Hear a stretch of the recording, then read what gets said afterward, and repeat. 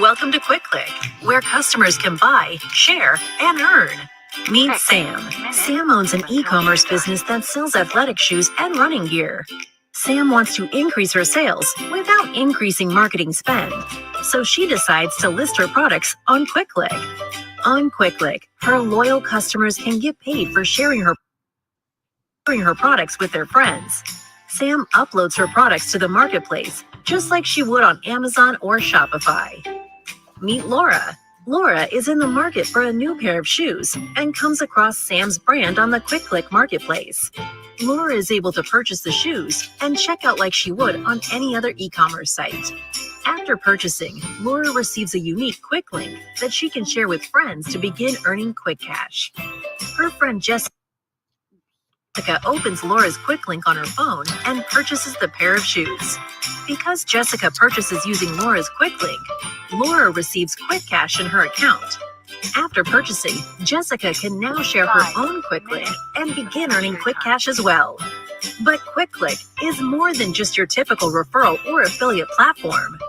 KwikClick rewards customers for sales they directly and indirectly influence. So, for every sale Jessica's new quick link makes, Laura will earn additional quick cash as well, making the potential for earning exponential.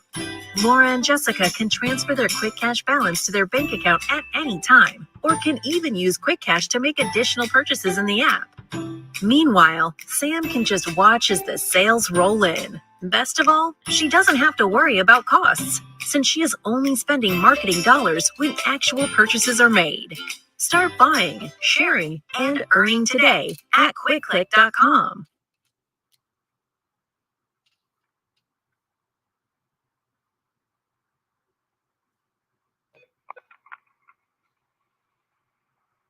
Four minutes until showtime.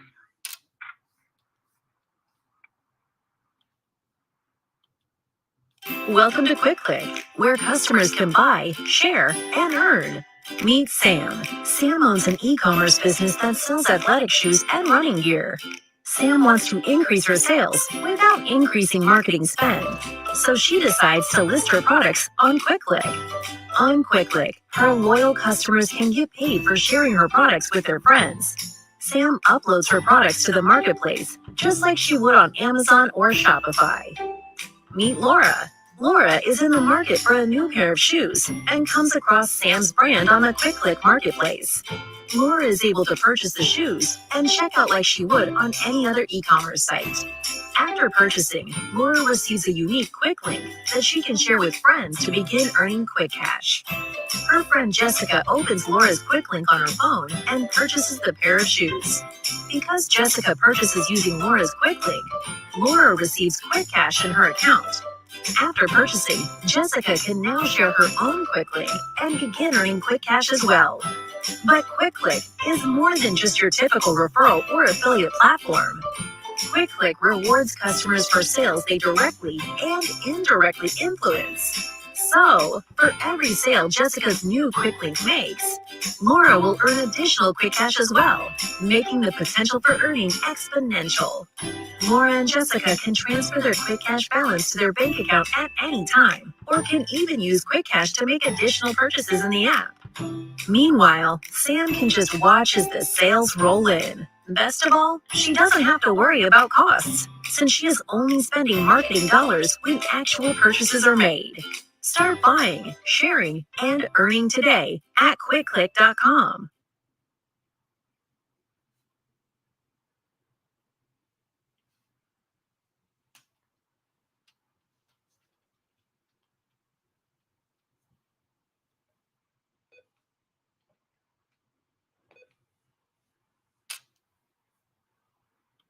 Welcome to KwikClick, where customers can buy, share, and earn.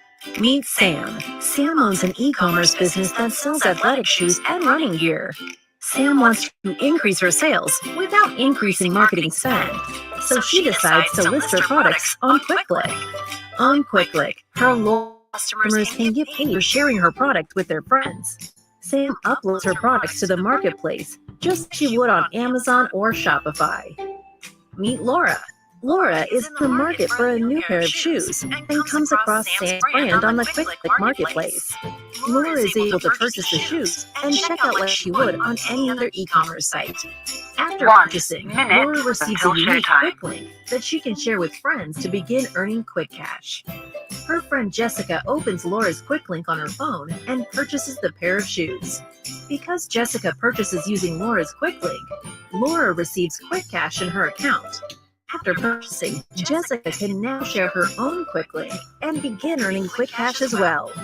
But KwikClick is more than just your typical referral or affiliate platform.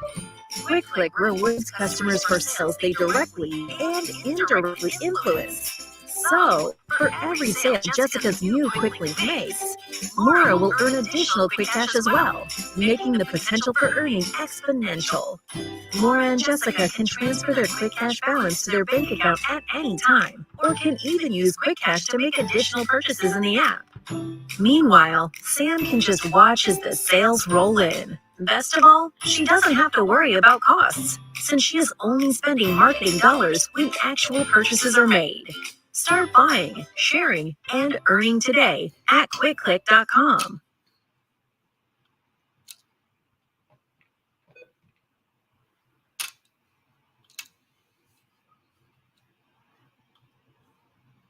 One thing. Share. Let's share our Welcome to KwikClick, where customers can buy, share, and earn. Meet Sam. Sam owns an e-commerce business that sells athletic shoes and running gear. Sam wants to increase her sales without increasing marketing spend, so she decides to list her products on KwikClick. On KwikClick, her loyal customers can get paid for sharing her products with their friends. Sam uploads her products to the marketplace, just like she would on Amazon or Shopify. Meet Laura. Laura is in the market for a new pair of shoes and comes across Sam's brand on the KwikClick marketplace. Laura is able to purchase the shoes and check out like she would on any other e-commerce site. After purchasing, Laura receives a unique Quick Link that she can share with friends to begin earning quick cash. Her friend Jessica opens Laura's Quick Link on her phone and purchases the pair of shoes. Because Jessica purchases using Laura's Quick Link, Laura receives quick cash in her account. After purchasing, Jessica can Wherever we live on this earth, we are one human family. On behalf of our or affiliate platform. KwikClick rewards customers for sales they directly and indirectly influence. Around the world. To our family in China, Ni Hao. In India, Namaste. In Japan, Konnichiwa. In Korea, Annyeonghaseyo. In Russia, Здравствуйте. In Germany, Guten Tag. In Poland, Dzień dobry. In France, Bonjour. Bonjour. Hola. In Italy, ciao. In Egypt, Asen wasaba. In Ghana, Akwaba. In Nigeria, Hello. In South Africa, Albona. In Senegal, Mandaba. In Kenya, Jambo. In Israel, Shalom. In Pakistan, Afghanistan, and Saudi Arabia, Assalamu alaikum. Greetings, and may peace be upon you all.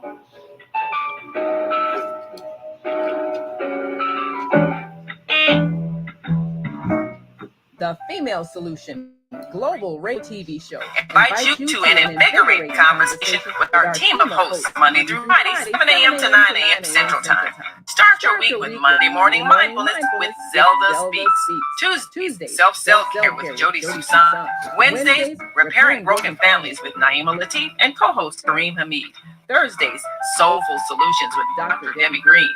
And Fridays, Health and Wellbeing with Beata. Saturdays, tune in 12 noon to 2 p.m. Central Time. First Saturday, Success Strategies with Jana. Second Saturday, Wendy Williams Esquire on Relationships. Third Saturday, Move Around with Deborah. And fourth Saturday, with Mama D. Join us Sundays, 7 p.m. to 9 p.m. Central Time for Soul Purpose Healing with Beata. Call in and comment 515-605-9325. Press 1 to speak to the host and be a part of the solution. Monday morning, the struggle to get out of bed, the swing thing,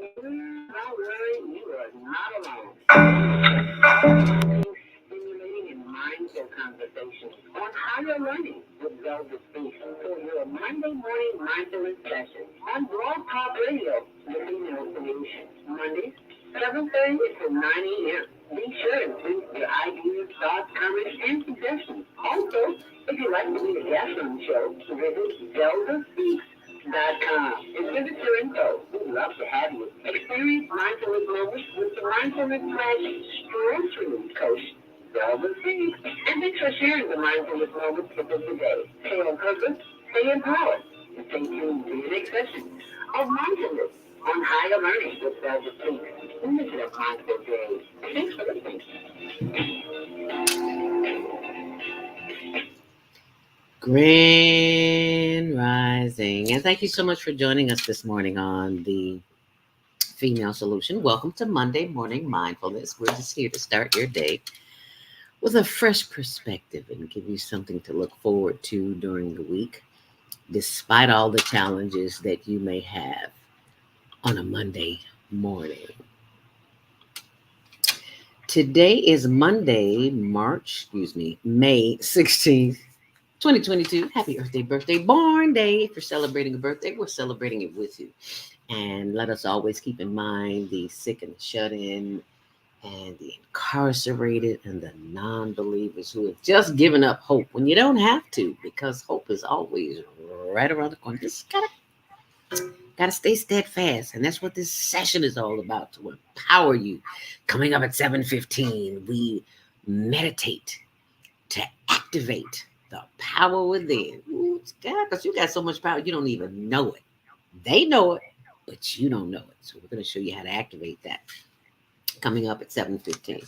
Today's topic is putting the hammer down, baby. Yes, we are putting the hammer down with attorney Meredith Hammer. And she will be joining us after the 7:30 break. So be sure and call a friend and let them know that we are live. Text them, tweet them, whatever it is we have to do to let them know, because you don't want to miss the Sam honey. And that would be sending that information out from your phone and a text, as well as they can also go to my blog, zeldaspeaks.wordpress.com. And I always put the updates there so you can see that everything is always on my blog, zeldaspeaks.wordpress.com. And if you're listening online, you'd like to join the conversation, 515-605-9325. Press 1 to speak. Coming up after the 7:30 break, we'll be taking questions, and you can also post your questions or comments on our Facebook page on HLN TV show. And also check out our YouTube channel, Higher Learning TV show. So you can check that out as well. And be sure, and while you're there, check out the Global Virtual Teen Talent Contest. That's a monthly contest we have every month for youth ages 13 through 19 to showcase their talents.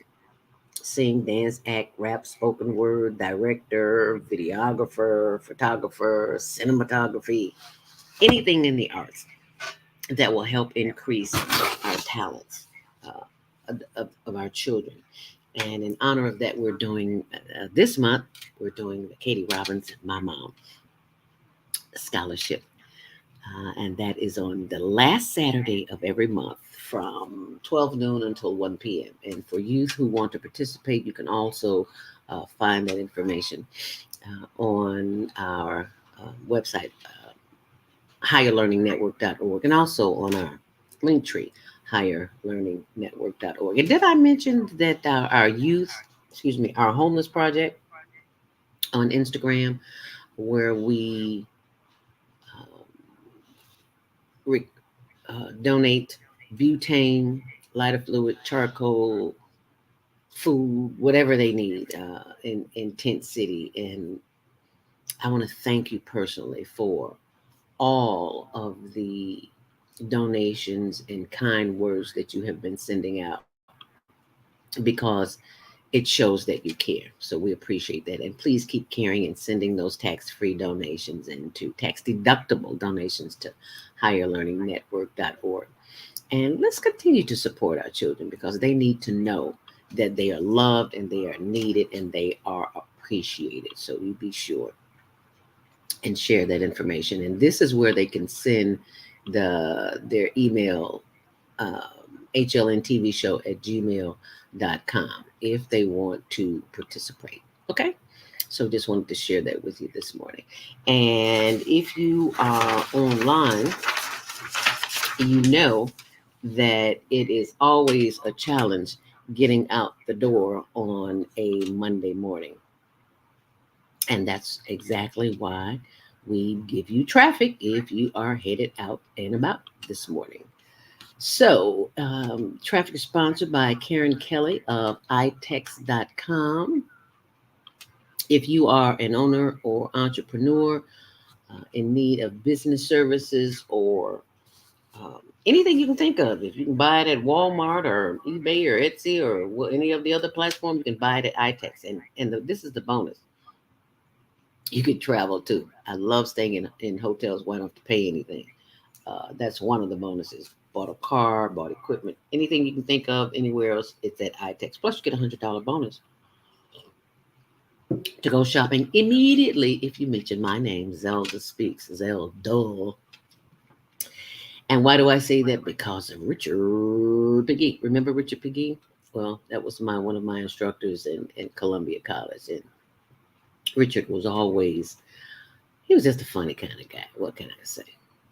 So I always give homage to those who have came before me and made my way possible, including Yvonne Daniels and Jackie Hasselrig and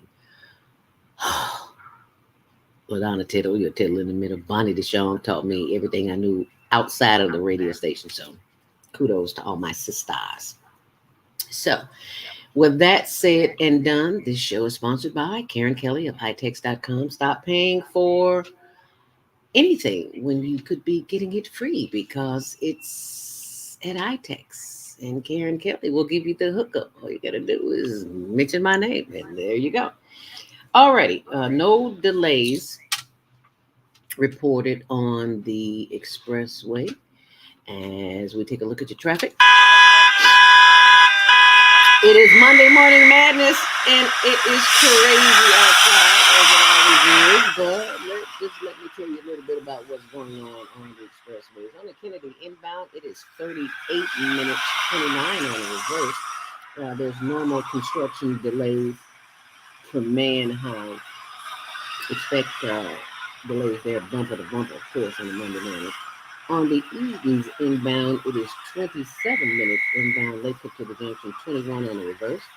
On the Eisenhower, now that's another story, 39 minutes inbound and 27 on the reverse. On the Stevenson inbound, it's 40 minutes in, slow Arthur to Central, and 21 on the reverse. On the Dan Ryan, it is 17 minutes in and 14 minutes outbound. On the Bishop Ford, it's 11 minutes in both directions. On DuSable Lakeshore Drive, it is 10 minutes inbound and 9 minutes on the reverse. And that's your traffic weather, sponsored by Karen Kelly, itex.com. So, excuse me. That is your traffic and weather. And if you are headed out and about today, it is nice and warm already. Can you believe that? Yeah, I am loving this weather. You only need a light jacket today. Mostly sunny, windy, and warm at times. 54 right now, high up to 77. Yes! And 80 by Friday. So I am certainly looking forward to that. And if you're looking forward to travel, you may want to go check out iTex, Caribbean, Alaska, Vegas, Mexico, all the time. They get great deals all the time. People think I've got millions of dollars. No, I've got iTex. And they show us what to do. So and thank you for subscribing while you're there this morning on our YouTube channel. You can post your comments there. So, and remember, I'm looking forward as we speak here, and I have already said that. So, it is. Business owners and entrepreneurs save money at chicagonorth.itex.com. Mention me and get $100. So just wanted to share that with you. Okay. Alrighty. It is 7:13 and it's almost time for your Monday morning mindfulness. And we will be having the master hammer, putting the hammer down this morning. Meredith will be joining us, and she will be sharing her plans as circuit court judge of Cook County, and she'll be sharing that with us. But right now, I want to share with you from Mike House, and it's from Monday, May 16th, because it's called Getting It Right. Mike says, in life, we may experience unexpected delays, disappointments, distractions, and assume that all has gone awry. But as students of truth, we must remember that God is at work. If we relax, let go, and affirm that God is in charge, we will be assured that this part of God's perfect plan, we are getting it right. During these trying experiences, God is quietly guiding us. Sometimes we are prevented from doing one thing and led to do another, something better. Other times we may have an unexpected surprise that overwhelms us but helps us get it right. During these periods, keep a positive attitude and affirm that you are getting it right. God is in charge, and God has a perfect plan and is being executed now. Affirm this. I trust God that I am getting it right because God has a plan right for me. That's from Valerie Hughes, 2013. Thee, O Lord, I do put my trust. Let me never be put to confusion. Psalm 71:1 from the King James Version. And that is your morning inspiration on Monday Morning Mindfulness with Zelda Speaks. Higher learning right here. And you can share that with someone. Be a blessing to someone today. That's my rooibos tea from South Africa. You know I love tea. I'm a tea connoisseur. And that is one of the things that helps me help you, help get you through the day. And right now I'm going to share something with you to help get you through the day's meditation. And we simply, you don't have to cross your legs, do a mantra and all that stuff. Just close your eyes, child, and just start breathing. And why do we breathe, Zelda? Because we meditate to activate the power within. How is that possible, Zelda? Well, when you get quiet and listen, that's where all the answers come from. We're so busy with all of our electronic devices, our cell phones, our iPad, our whatever.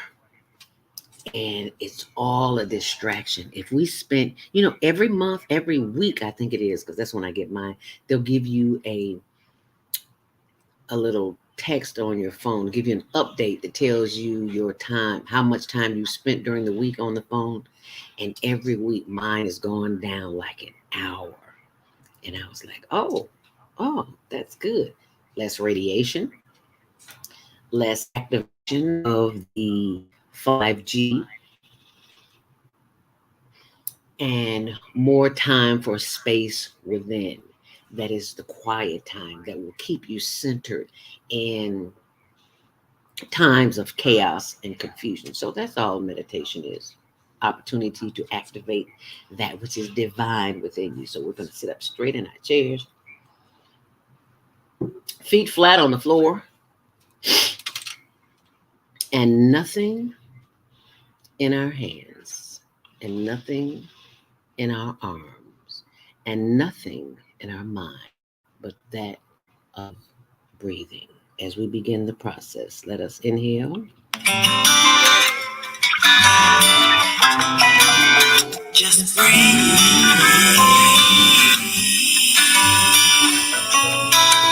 Just breathe. That's all I need you to do is to remember to breathe. That was Layla Hathaway. I love that song. So you simply inhale through the nose, hold it, and exhale.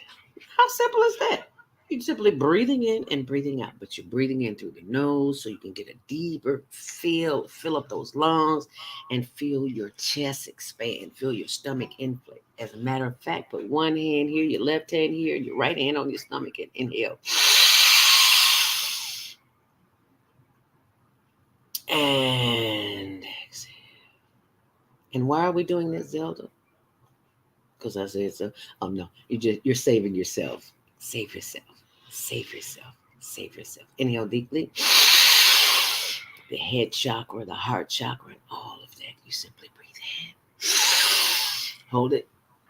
And exhale. As we give thanks for the power of the breath this morning, we take our hands and open our hearts and our minds and our spirits, and we simply move that body early in the morning, and we stretch.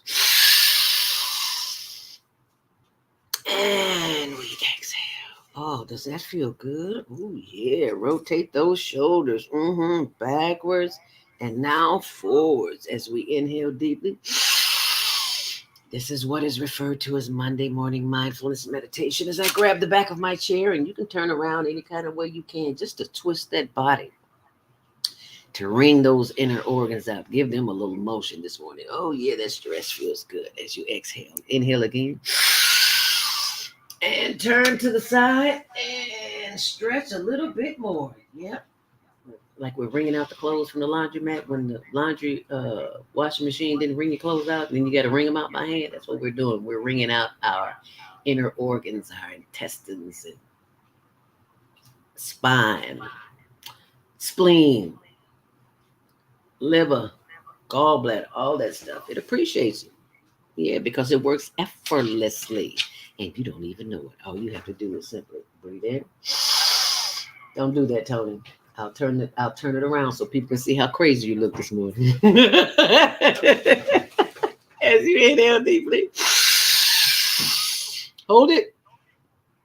And exhale. Take these two fingers right here and your thumb and massage the back of that neck. That's where the vagus nerve is. Helps the immune system continue to process all the goodness that's in store for you. And releasing any tension too. Take these fingers, rub the back of your neck. Ooh, that feels good as we breathe in. Hold it. Rubbing. Oh yeah, that feels good. And exhale. See, that's how you release some of that tension that's in your body, because I know I hold all my tension, a good portion of it, in my shoulders. And we simply breathe in, hold it, and exhale. Now let's take that energy to the next level and move it up a little bit. So we're going to start with the energy at the top of the head as we inhale deeply.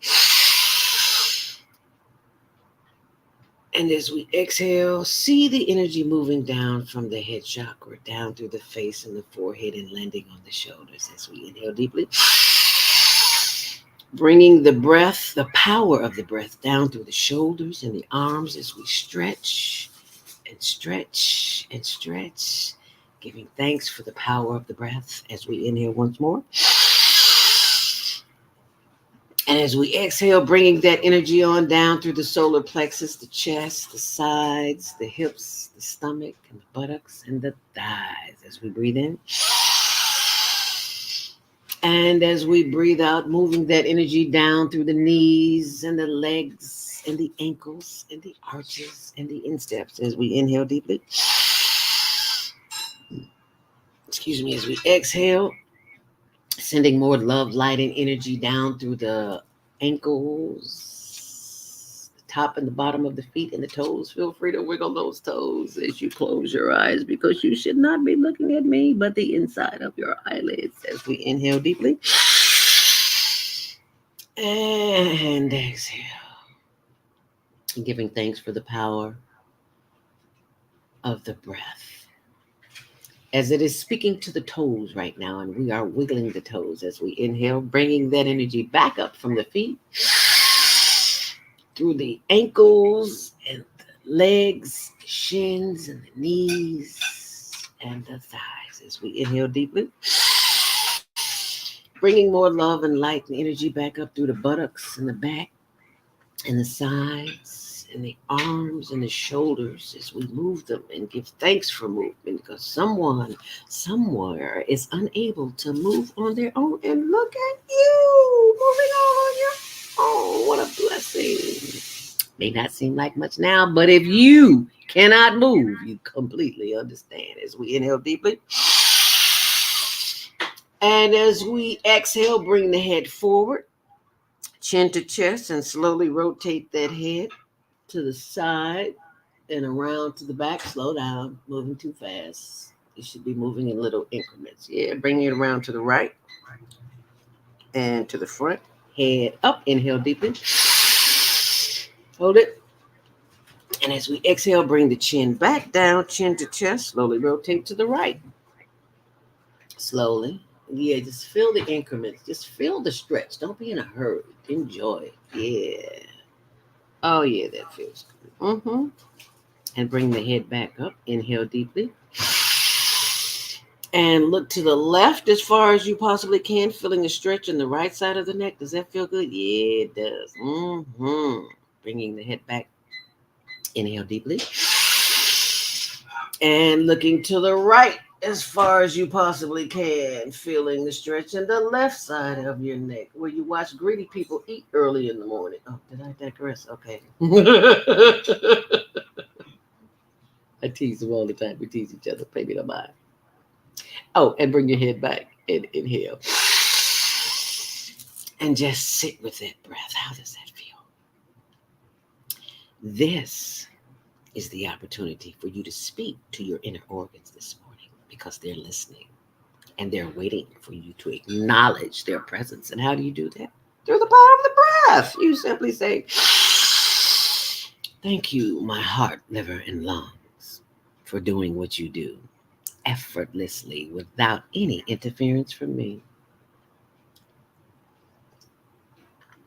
I give thanks for the power of the breath. Now you can say this out loud or inside of you, however you say it, but there's power of the spoken words, and words have wings. As we inhale, we use two of the most powerful words on the planet. I am. Inhale deeply. You can say whatever you want. I am happy. I am healthy. I am whole and complete. I am divinely guided and protected. I am unique. I am divine. I am one of a kind. Are you repeating this with me? I certainly hope so, because those words have wings, and what you put out there, that's what you get back. I am healthy. I am wealthy beyond measure. My wealth does not always come in the form of currency, but it also comes in the form of knowledge, wisdom, patience, overstanding, and acknowledgement of the higher self. As we breathe in, I give thanks for the power of the brain that tells my body the rest of the things it needs to do, like breathing as we inhale and exhale. I give thanks for the power of my throat that allows me to have a voice to say things that may have meaning to me and to express myself verbally. Inhale deeply. I give thanks for my heart, liver, and lungs, and my spleen, and my spine, and my digestive system. Do you know how many people have diverticulosis? I think it's called digestive problems because of all the garbage we eat. This is America. That's what we do. We eat garbage, and we wind up paying for it. So that's why we have to remind our inner organs that we appreciate them and we love them and we're working with them as they work on our behalf, and we don't even know it. So we give thanks for the power of the liver and the lungs and the stomach and the hips, all that is encompassed within this frame, from the shoulders to the hips, all the inner organs that we don't even know that they're just in there circulating and percolating and do what they do so we can feel good. Is that not enough to give thanks for? Yes, it is. Because there is power, there is healing, and there is a health in the breath that you can't get anywhere else. That's why we meditate, to activate power within, because you are more powerful than you ever know. That's why they keep you on this That's why they keep you on the electronics so you can stay tuned out there instead of staying in tune in here. But you don't usually get that until you are of a certain age or wisdom, because it's not always age. Because I know a lot of.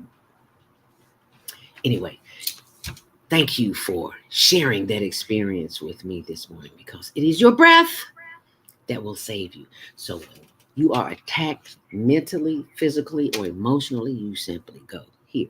You don't respond. You don't react. You respond. You do not react. You simply say, and they're gonna look at you like you're crazy, and then you go. And why do you do that, Zelda? You do that because it allows you a mini second to reset that push button that they've activated to piss you off or have you react in a way that doesn't suit you, that doesn't save you, that doesn't allow you peace in that moment. But when you breathe, it sends signals to all of this that everything is divine. And when you blow out, don't do it through the nose, do it through the mouth. If you got a little garlic or a little onion, a little funk on your breath, trust me, they're going to back way up. So just remember, all you got to do is breathe. In the words of Layla Hathaway, all you got to do is breathe, baby. And I promise you, they will get back. And if you like that, please go to my YouTube channel and you will see why so many people like it. Because it's an opportunity to do what you do best. And that is to breathe. Sam. And you need to breathe. Now, it is 7:30 as we go to our first commercial break.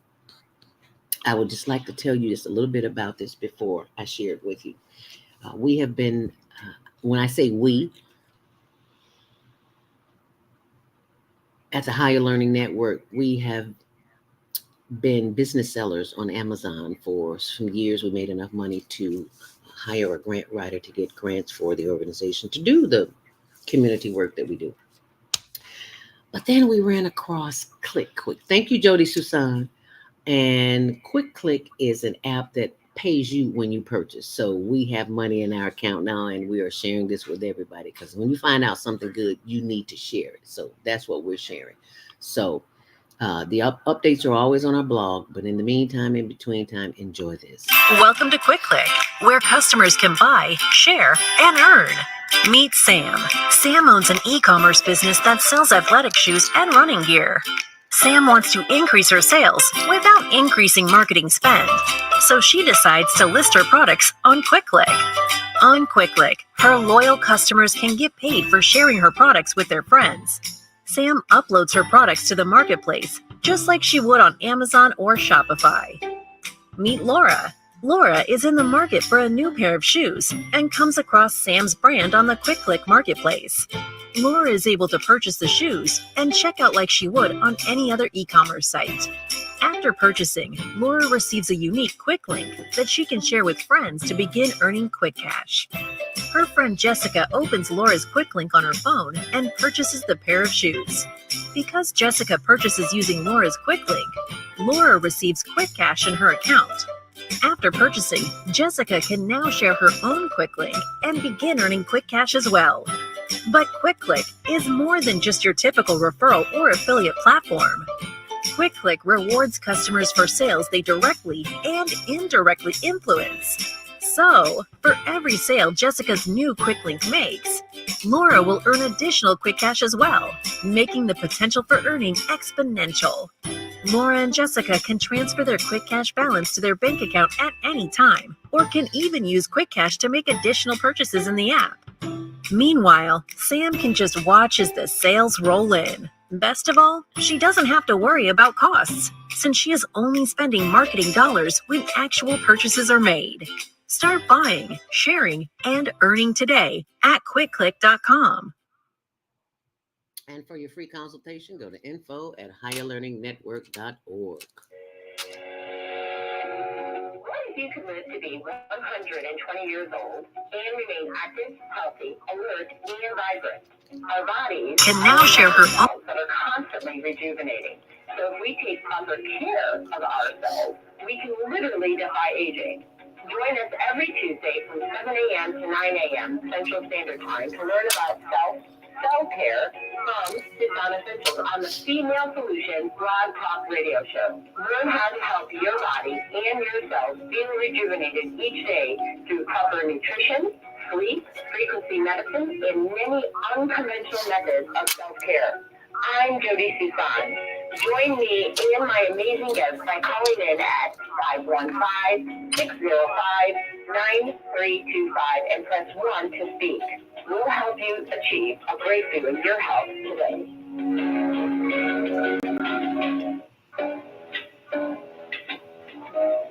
Hi, I'm Naima Latif. Join me and my co-host Kareem Hamid every Wednesday morning, 7 a.m. to 9 a.m. on the Female Solution Radio Show, as we explore that relationship that is the foundation for our society, the relationship between men and women, husbands and wives. Join our discussion as we seek to repair broken family ties and rebuild our community.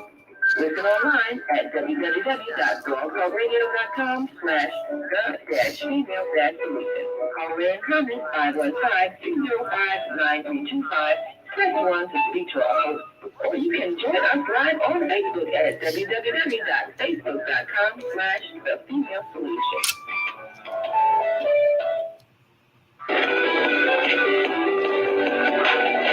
Tune in to Global Solutions with Dr. Debbie Green on Thursdays at 7 a.m. Central Standard Time and 8 a.m.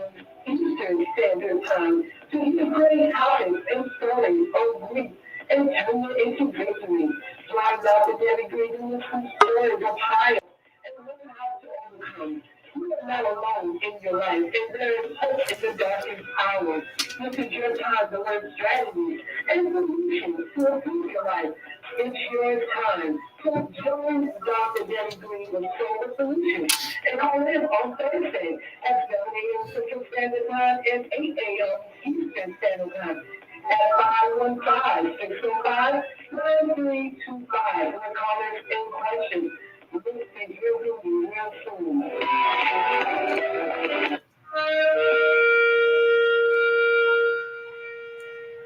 I'm Bianca, your holistic life coach. These days, it's more important than ever to work on your physical, mental, emotional, and spiritual health. Are you consciously breathing deeply in stressful moments?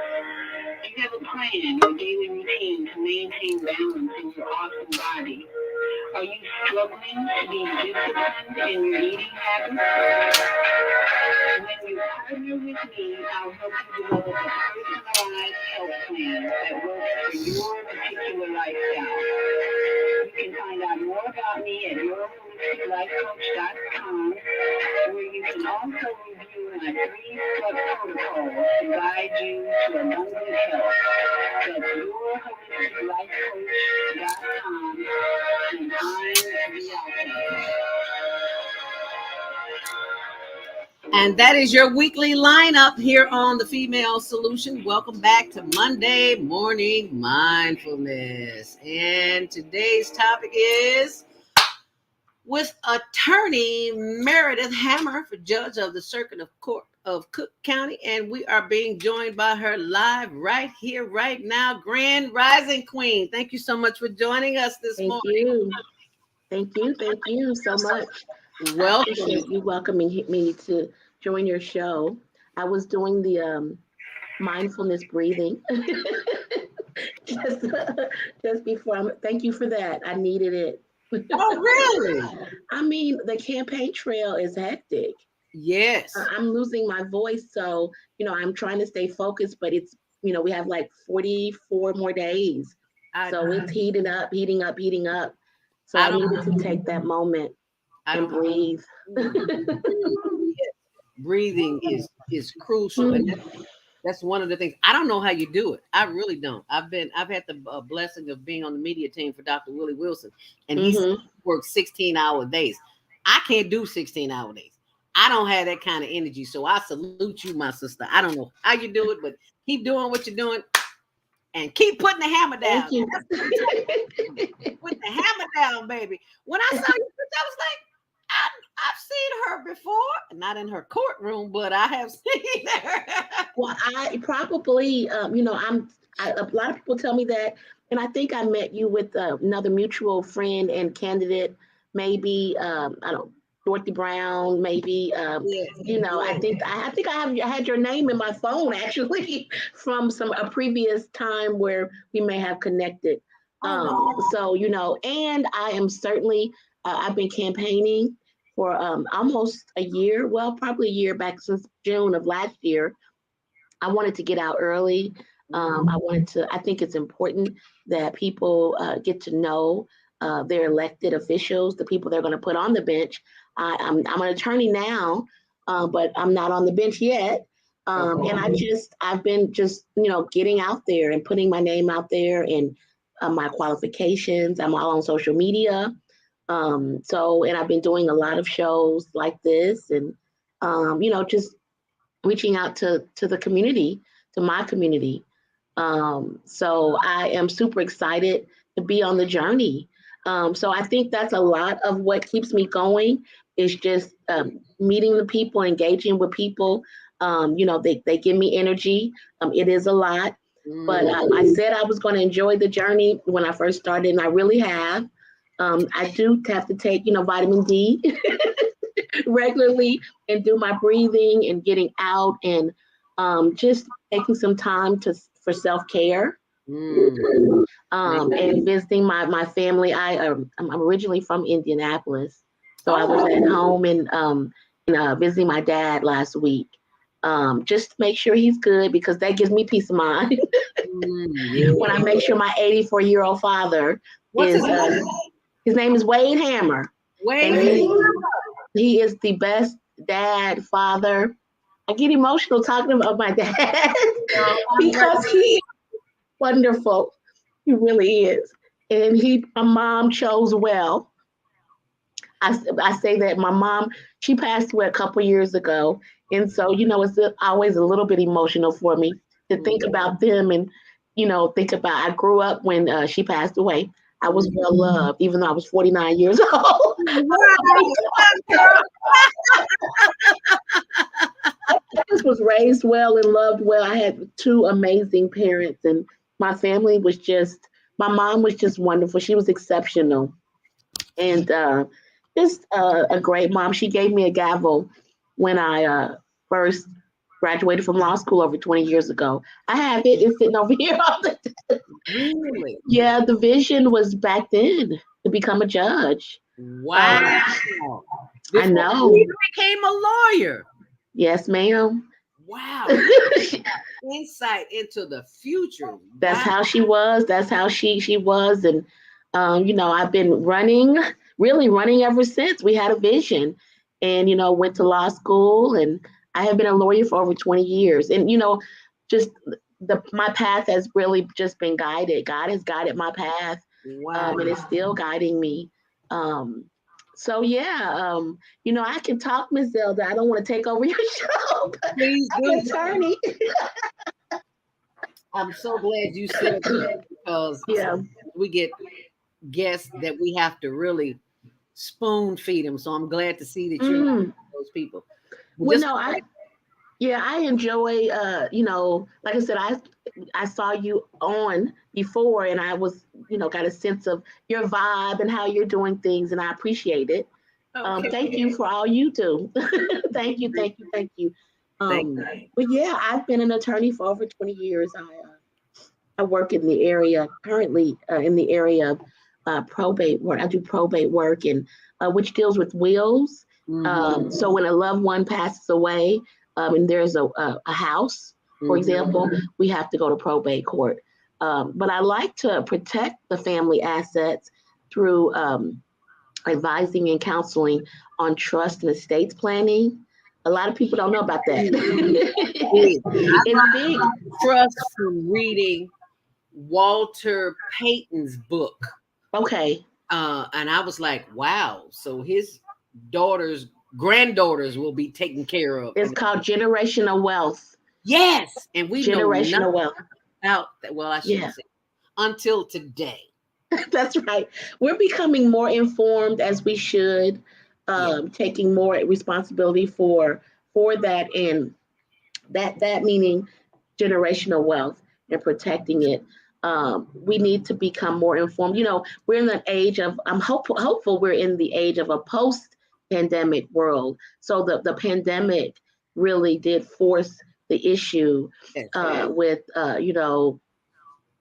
just, getting your affairs in order. You know, I have worked with many people, many Black people, many people of color. I've worked with all different kinds of people, right? But, the Black people, I'm just being honest, tend to be less informed and less educated on this topic, and really sort of expect, mama's home, daddy's home, the family home to just sort of magically, magically, pass to them or transfer them. But it doesn't happen that way. Even if you have a will, you still have to go to probate court. Is there a way to avoid probate? Yes, ma'am. So one of the ways to avoid it is to set up a trust and estate plan, right? An estate plan is something that involves you setting up, a document. It's really just documented documents and a plan of how your assets are going to pass when you pass away, when you transition, when you die, without going to probate. It's private, it's kept in the family. But also with the trust is the power of attorney documents, the healthcare power of attorney documents. So, and it's a conversation you're having with your attorney to be mindful, right, of, what's going to happen after you pass, after you die, so that your children and your children's children are protected, their wealth is protected. Not just the house, but the car, any bank accounts, any investment accounts. But also there are some other ways. I've partnered with the county clerk's office to do what we call property after death seminars. They're free. They're free. So Clerk Yarborough has done a fantastic job, and even a better job when she partnered with me. To do these seminars. They're in person and online. It's a dual in-person Zoom call. I'll sometimes be online answering a ton of questions, and a couple of other attorneys. And then sometimes I'm in person, but they're called Property After Death and seminars. And the idea is to relay this information to the community in Cook County with trust and estates, but other ways like transfer on death instruments. You can set up a transfer on death instrument, which is like a deed that you set up to transfer your real estate after you pass away. You put it on file in the recorder's office and it happens automatically. That's one way it avoids probate. We also talk about payable on death accounts, right? Which is something you can set up with the bank. You can go to your bank today and put a beneficiary on there so the money will automatically be able to be taken out once you pass away, to avoiding probate. So, but you gotta tell the people, right? You gotta tell these beneficiaries what's happening. I always recommend that you tell your beneficiaries, your successor trustees. In the case of a trust, we've got to communicate with our loved ones. We've got to help them understand what's going on and get it from, or else, we'll still lose it. We may, the taxes may not be getting paid, and we may end up in probate court or some other type of court. Listen, probate court can take up to a year. I'm in probate court all the time. Yes. And the costs are very expensive. It costs approximately $1,100 just in the fines and the fees to go to court. That doesn't include the attorney fees. You could spend approximately $5,000 in order to go to probate court just with one home that may only cost $100,000. And then you open your family's estate to be contested. So if you have a sibling or two, or someone wants to contest the estate, they can come in there. It opens it up to creditors who can come in and stake a claim on the estate, and you have to pay them first before you can do anything else. So it's very real. This is a very real topic for me, and I see it every day. for all of us. It should be for all of us. And I'm licensed in Illinois. I'm licensed in Indiana. And I happen to be licensed in the District of Columbia. I lived in DC for a couple of years. Loved it. Before my mama got sick 20 years ago, I lived in D. Right after out of law school, I moved to DC. Oh, wow. And so I'm licensed in 3 different jurisdictions. And I say that to say, I've seen, the way that things are done in the courts in all those different jurisdictions, right? And I happen to understand that in Indiana, for example, in Marion County, Indiana, the cost to go to probate are half as much as they are in Cook County. 500 versus 1,100, and the time is much shorter. We're talking about less than 6 months in Indiana and in Marion County versus more than a year or more in Cook County. So there's a difference. And I think that becoming a judge, getting on the bench, I can help reduce some costs, it's called judicial administration and case management. I think I can be super effective. I know you were talking about putting down the technology and the devices earlier, but my background is in computer science and software development. Right, my undergrad is from Purdue University. Oh, wow. And I received my bachelor's of science in computer science over 20 years ago. And 20, probably more than 30, almost 30 years ago. And I'm not a pretty young thing anymore. I'm still a little cute, but you are. I'm cute, but I'm just not the youngest anymore. So although I may look a little young, but I have some experience. My dear. Huh? Young is not always the answer. That's true. Wisdom. That's why I say that, is because I've got a little bit of experience and wisdom behind me. And I have, I did the, what we call process reengineering in the 90s to re-engineer processes and technology and businesses to help the businesses run more efficiently and to reduce costs. So I say that to say, I think I can add value from that perspective in the court system. I know I can because I did it in Marion County. And I also formerly worked as Deputy General Counsel for the Clerk of the Circuit Court when we did start to implement the case management system here in Cook County. And, people are resistant to change. Yes. A lot of the judges have been resistant to the change in implementing a new case management system and technology. I'm so glad we started it back then, though, about 3 years ago, because the pandemic forced the use of technology, whether it's via Zoom, so that people could still get access to courts, right? But even better, more effective. So I haven't technically been physically in a courtroom in over 2 years. Wow. But I go to court 2 or 3 times a week, just sitting right here in my little, dresses and my hair and right from the neck up. And my dog over here is comfortable. And so I still practice in Indiana. I still practice in Illinois. Indiana's just right across the border, right? So I still practice there because I'm licensed and I can, right? And so the costs are reduced because I'm sitting here. I don't have to physically travel, right? My clients don't have to physically travel. I can give them the same link. They can get on. They don't have to take off work. They don't have to hire a babysitter. They don't have to run the risk of losing their job and their income to get on a 15-minute court appearance call or a call that may be continued. So their costs are reduced. My cost to them is reduced. And we're still providing great service, great access to the courts. So I see that, but again, this wasn't happening until the pandemic. Yes. The pandemic forced this to happen. And here's another one, because I'm getting feedback. Oh, you know what? My phone is next to it. Let me move it over here. Yeah. Is that better? Just keep talking. Okay.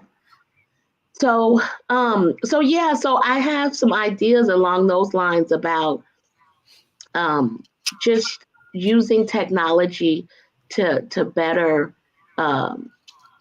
the system, the court system, and giving greater and better access and reducing some of our costs. I'm hopeful that we can reduce some of the costs so that helps people get to court, better, a little easier. I still hear the feedback too, right? A little bit. Well, we'll try to fix it. Okay.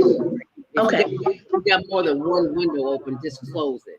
Yeah, if you don't need any other windows open, because I think that's where the feedback is coming from. Oh, the windows. Oh yeah, I'll have to close them after. Okay. Grand Rising, beautiful Queens, Naima Latif, who is the executive producer of the show. She'll be joining us in the after the 8 o'clock hour. She says, "Beautiful Queens, thank you for sharing valuable information. We have too many families losing family homes because of lack of planning. We don't like talking about death, which means we don't talk about inheritance.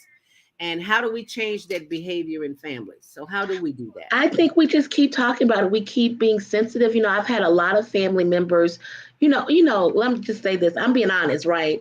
I think, I'm grew up in a Black family. A lot of times we keep secrets. We don't want nobody in our business. Right. And so I talked to a family the other day, and they were very forthcoming with, their assets to me. But they were kind of like, you're not gonna tell nobody, right? You're not gonna tell anybody. And I was like, well, no, you've hired me. I'm an attorney. It's confidential. And trust me, I know everybody's business in Cook County about their assets and estate assets. But what I encouraged them to do was to talk to their kids. They gotta talk to their kids. They just shouldn't be talking to me, right? But they are very protective, rightfully so. We do live in an age of, identity theft and that kind of thing. But for me, so the other thing I will say about that is there are very few people who look like me who do this type of work, right? And so what I have learned, what people have told me, what my many clients that I have, recently had the opportunity to serve have told me is that they deal with other attorneys, who aren't people of color, who aren't Black people, who may even be women, and they're just not sensitive to their needs. They don't take the time that it takes to explain things. They are rude. If you can believe it, I know. How are you going to be paying an attorney to be rude to you? And so a lot of my clients that I have now just have given up and just are tired of dealing with that kind of service. But that happens all day, every day. So, people, I am overwhelmed with clients. When I started talking about this and my area of practice on the campaign trail, I couldn't believe the numbers of people who need this information and want this information and have the money to pay me. They're not asking for it to be done for free. They're saying, I have the money. I want to pay you. Sit with me. I've been looking for an attorney forever, but the people that we're finding, they either, for one, don't really understand like real estate, because you got to understand a little bit about real estate too to help someone protect their assets, right? Or they just are not kind to them, or they're rude. I have a lot of clients that would, I think people are, people tend to be, want to keep their business in the family, which is understandable. But I do think particularly men are, have a fear of death and just don't really want to talk about, Black men don't like to talk about dying. No. Strong Black men, Black male perspective. My dad, the same way, doesn't like to talk about it. But when my mom passed, it was such a blessing for me to be practicing in this area, because as you could imagine, we had everything in order. I became a probate, attorney because of my mom. Years ago, I didn't start out wanting to go in probate. I didn't have any idea really about it or real estate. My background is computer science. And so I wanted to be a patent lawyer. I moved to DC to work at the United States Patent and Trademark Office. Really? Yeah, I hated it. Oh, wow. I'm a people person. I like people. I care about people. That's how I was raised. And so I moved there and thought, a bad idea Wow. to go into that area. But I did work at a firm there. And then my mom became ill and was diagnosed with leukemia. Oh. And the doctors told us she was not going to live past 18 or 19 months. Yes. And so I said, okay, well, I'm going back to Indy to take care of my mama. And I did move back to Indianapolis and cared for her. But because of that, because we thought she was going to die very soon, I got everything in order. And I became her advocate and fought for her with medical care and disability. Mama didn't pass away at 18, but she's a strong woman. Mama lived for 20 plus years and was treated. Her cancer was considered cured. Yes, she lived forever, and I really truly thought she was going to live forever. But she got better and better. And so, but we had everything in order. We put everything in order. And, she said, Meredith, you really need to help people, like me who are in my situation. So that's how I got started. Oh. And then I got into real estate and loved it.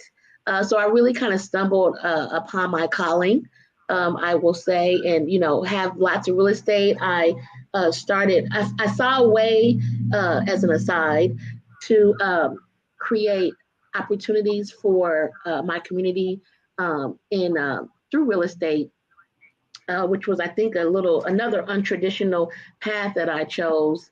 I created a project called Project 5000 to build reasonable, affordable homes. So I'm a real estate developer as well. Yes, so I know about real estate. I brought up a lot of property and land. It's cheap. It's cheap. Land, got it. God's not making any more land.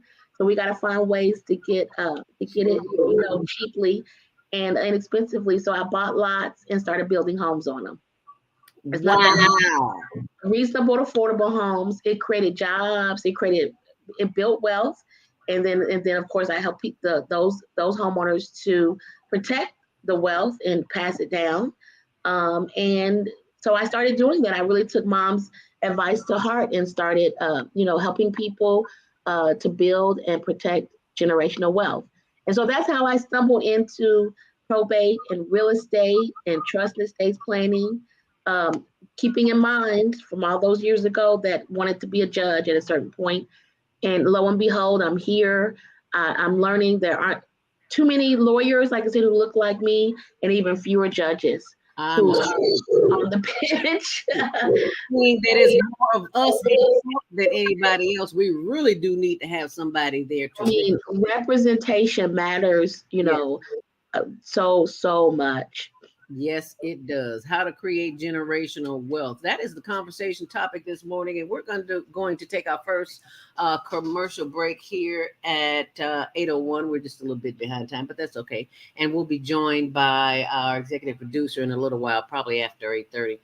At the ongoing, we're talking about generational wealth. One of the things that we have got to learn how to do is to stop spending so much money and invest money. This is one of the ways that I've discovered, as I've said many times, is that the organization that I work with, the Higher Learning Network, we had a business on Amazon. We had it just long enough to generate income to hire a grant writer. Funding for the agency, but we found another way, and it's called KwikClick. It's like the Amazon of shopping, or Etsy of shopping, but the only difference is you get paid to shop. So that's what I want to share with you this morning, and we'll be right back to continue this conversation right here on The Female Solution, and I'm going to share that with you right now. So stay close and we'll be right back. Welcome to KwikClick, where customers can buy, share, and earn. Meet Sam. Sam owns an e-commerce business that sells athletic shoes and running gear. Sam wants to increase her sales without increasing marketing spend, so she decides to list her products on KwikClick. On KwikClick, her loyal customers can get paid for sharing her products with their friends. Sam uploads her products to the marketplace, just like she would on Amazon or Shopify. Meet Laura. Laura is in the market for a new pair of shoes and comes across Sam's brand on the KwikClick marketplace. Laura is able to purchase the shoes and check out like she would on any other e-commerce site. After purchasing, Laura receives a unique Quick Link that she can share with friends to begin earning quick cash. Her friend Jessica opens Laura's Quick Link on her phone and purchases the pair of shoes. Because Jessica purchases using Laura's Quick Link, Laura receives quick cash in her account. After purchasing, Jessica can now share her own Quick Link and begin earning quick cash as well. But KwikClick is more than just your typical referral or affiliate platform. KwikClick rewards customers for sales they directly and indirectly influence. So, for every sale Jessica's new Quick Link makes, Laura will earn additional quick cash as well, making the potential for earning exponential.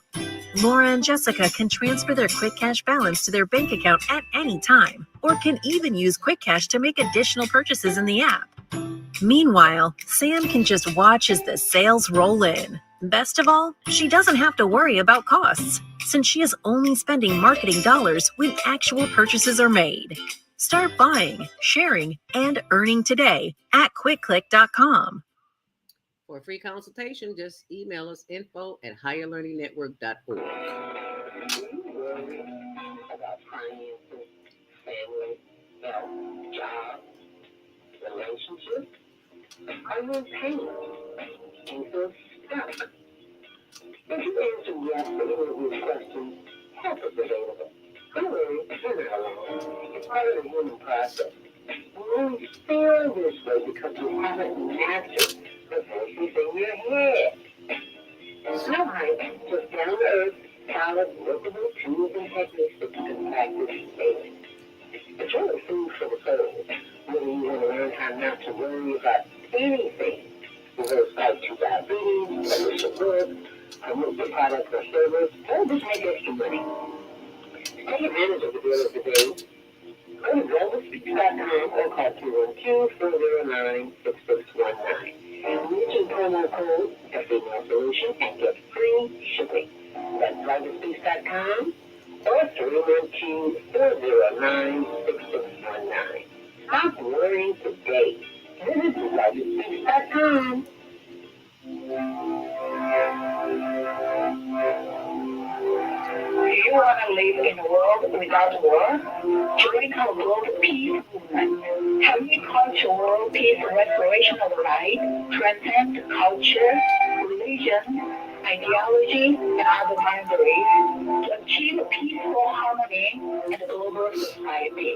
HWPL is committed to bringing world peace and cessation of war through peaceful dialogue between religious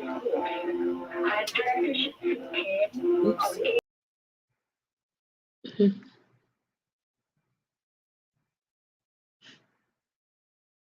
I'm Director Kim of the $580-1501 and be a part of the movement for world peace. Email us at chicagohwpl@gmail.com.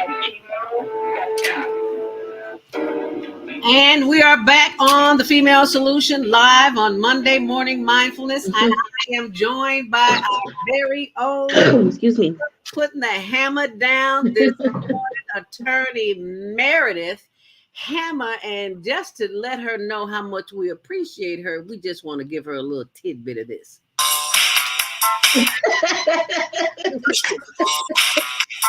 That's what I do. Can't touch this. That's what because she's teaching us how to create this generational wealth up in here this morning, because everybody else is telling us all this nonsense. This is what really matters. When this is what matters. Your transition, because I'm so glad you said that, because I had that conversation yesterday with my girlfriend who is experiencing a serious health challenge. And she told me that when she went to get a power of attorney, she discovered the power of attorney. There's a power of attorney, and then there's a healthcare power of attorney. Absolutely. Like, wow, I didn't know that. So she was like, girl, you need to go to the bank, get your papers right. So if something happened to you, yes, your family won't go through natural hell trying to get money out the bank just because their name is not they on it. won't be able to get it. They won't. I mean, it's almost impossible. And that's what I was saying with my mom when she passed. We had everything in order. The peace that came with that we didn't realize it until she passed. She died unexpectedly of a heart attack. Oh. And in which it was unfortunate, but it was fortunate because she didn't suffer. She passed away, and we had everything in order. We had I have a binder. I put everything, the trust and estates, in a binder. My dad went and got it. He says, it took us 15 minutes to get everything together. I get emotional thinking about the peace that came with it, because then we were allowed to grieve, and to, have to celebrate her life. Yes. We weren't caught up in drama. And my family was challenged. I got two sisters and a brother, and we can get on each other's nerves. I just say that. And Mama kind of kept, she kept the peace. And so when she passed, I was surprised that it actually brought us closer together. So often it doesn't. So often siblings and families fight over money. Yes. Over things. And so for us, it really became an opportunity for us to, like I said, to grieve, to attempt to heal, and to come closer together. So we are closer than ever. And I'm like I said, emotional because that's what, having things in order, it brings peace, and it brings, and I don't know that people really understand that, how much it can really bring a family together. Not to mention protecting the wealth and being able to pass it down without any, court involvement, without a lot of expenses, without a lot of drama. All of that stuff, going to court, I see it all the time. It's being dragged out. People are, I have a case right now where it's just two siblings, one house.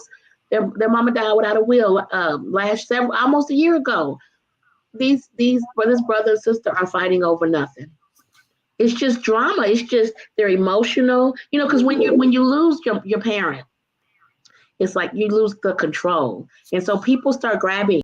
They start trying to grab for control. So, it's a lot of, I'm a counselor, I guess, and people think I'm a counselor in every sense of the word, including psychological. But in some cases I can be, because I've seen the families, being torn apart because they're fighting over. So, if now more than ever, get your affairs in order. It can be done, with minimal effort and money. It does cost maybe, $2,000 or $3,000, depending on how many assets you have, to hire an attorney to do the trust and estates plan, but it's going to save you thousands of dollars in the long run on the other side. And it's going to help bring peace of mind. I always say, as an aside, get your affairs in order, get the estate plan in order, and every year just take stock. How you change your batteries in the thermostat every year, at the beginning of every year, just take stock. Did I have a baby last year? That can change your estate plan. Did someone pass away? That can change your estate plan. So you really just have to take stock, each year, and take a look back and reflect on what has changed, in your life. I don't think I'm having any babies in the near future, Miss Zelda. But I'm making married. I may have some other people, some other loved ones that I may need to, add to my trust in estate plan. So I do advise you to take stock and to talk to an attorney if you don't have something in order, or join one of the property after death seminars. You can go online very easily and search for the county clerk's office and look at when the next property after death, she posts them. When the next property after death seminar is, you can join. There's a Zoom. It's Zoom, you get on Zoom. Wow. It's called property after death. Property after death. Oh, wow. Okay. I commend you, my sister, because you are doing all the things that I was afraid to do. I went to law school 1 year. Excuse me, back up, 1 semester. When I saw those books thick as a yellow pages, I was like, oh, love them. I love them. I love the class. Let me be honest. I love my instructor who had the craziest sense of humor.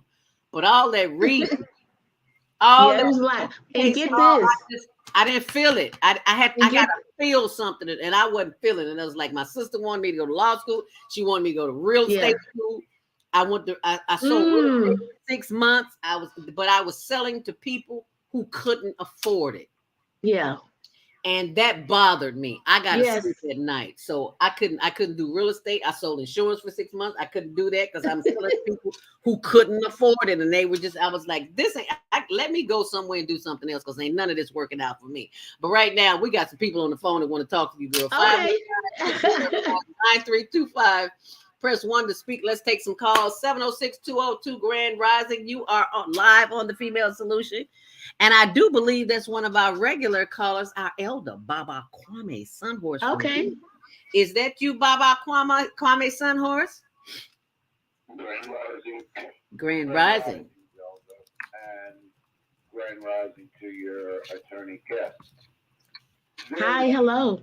She's bringing up a topic that is something that was kind of a hush-hush once upon a time in the Black community about making wills and trust and that.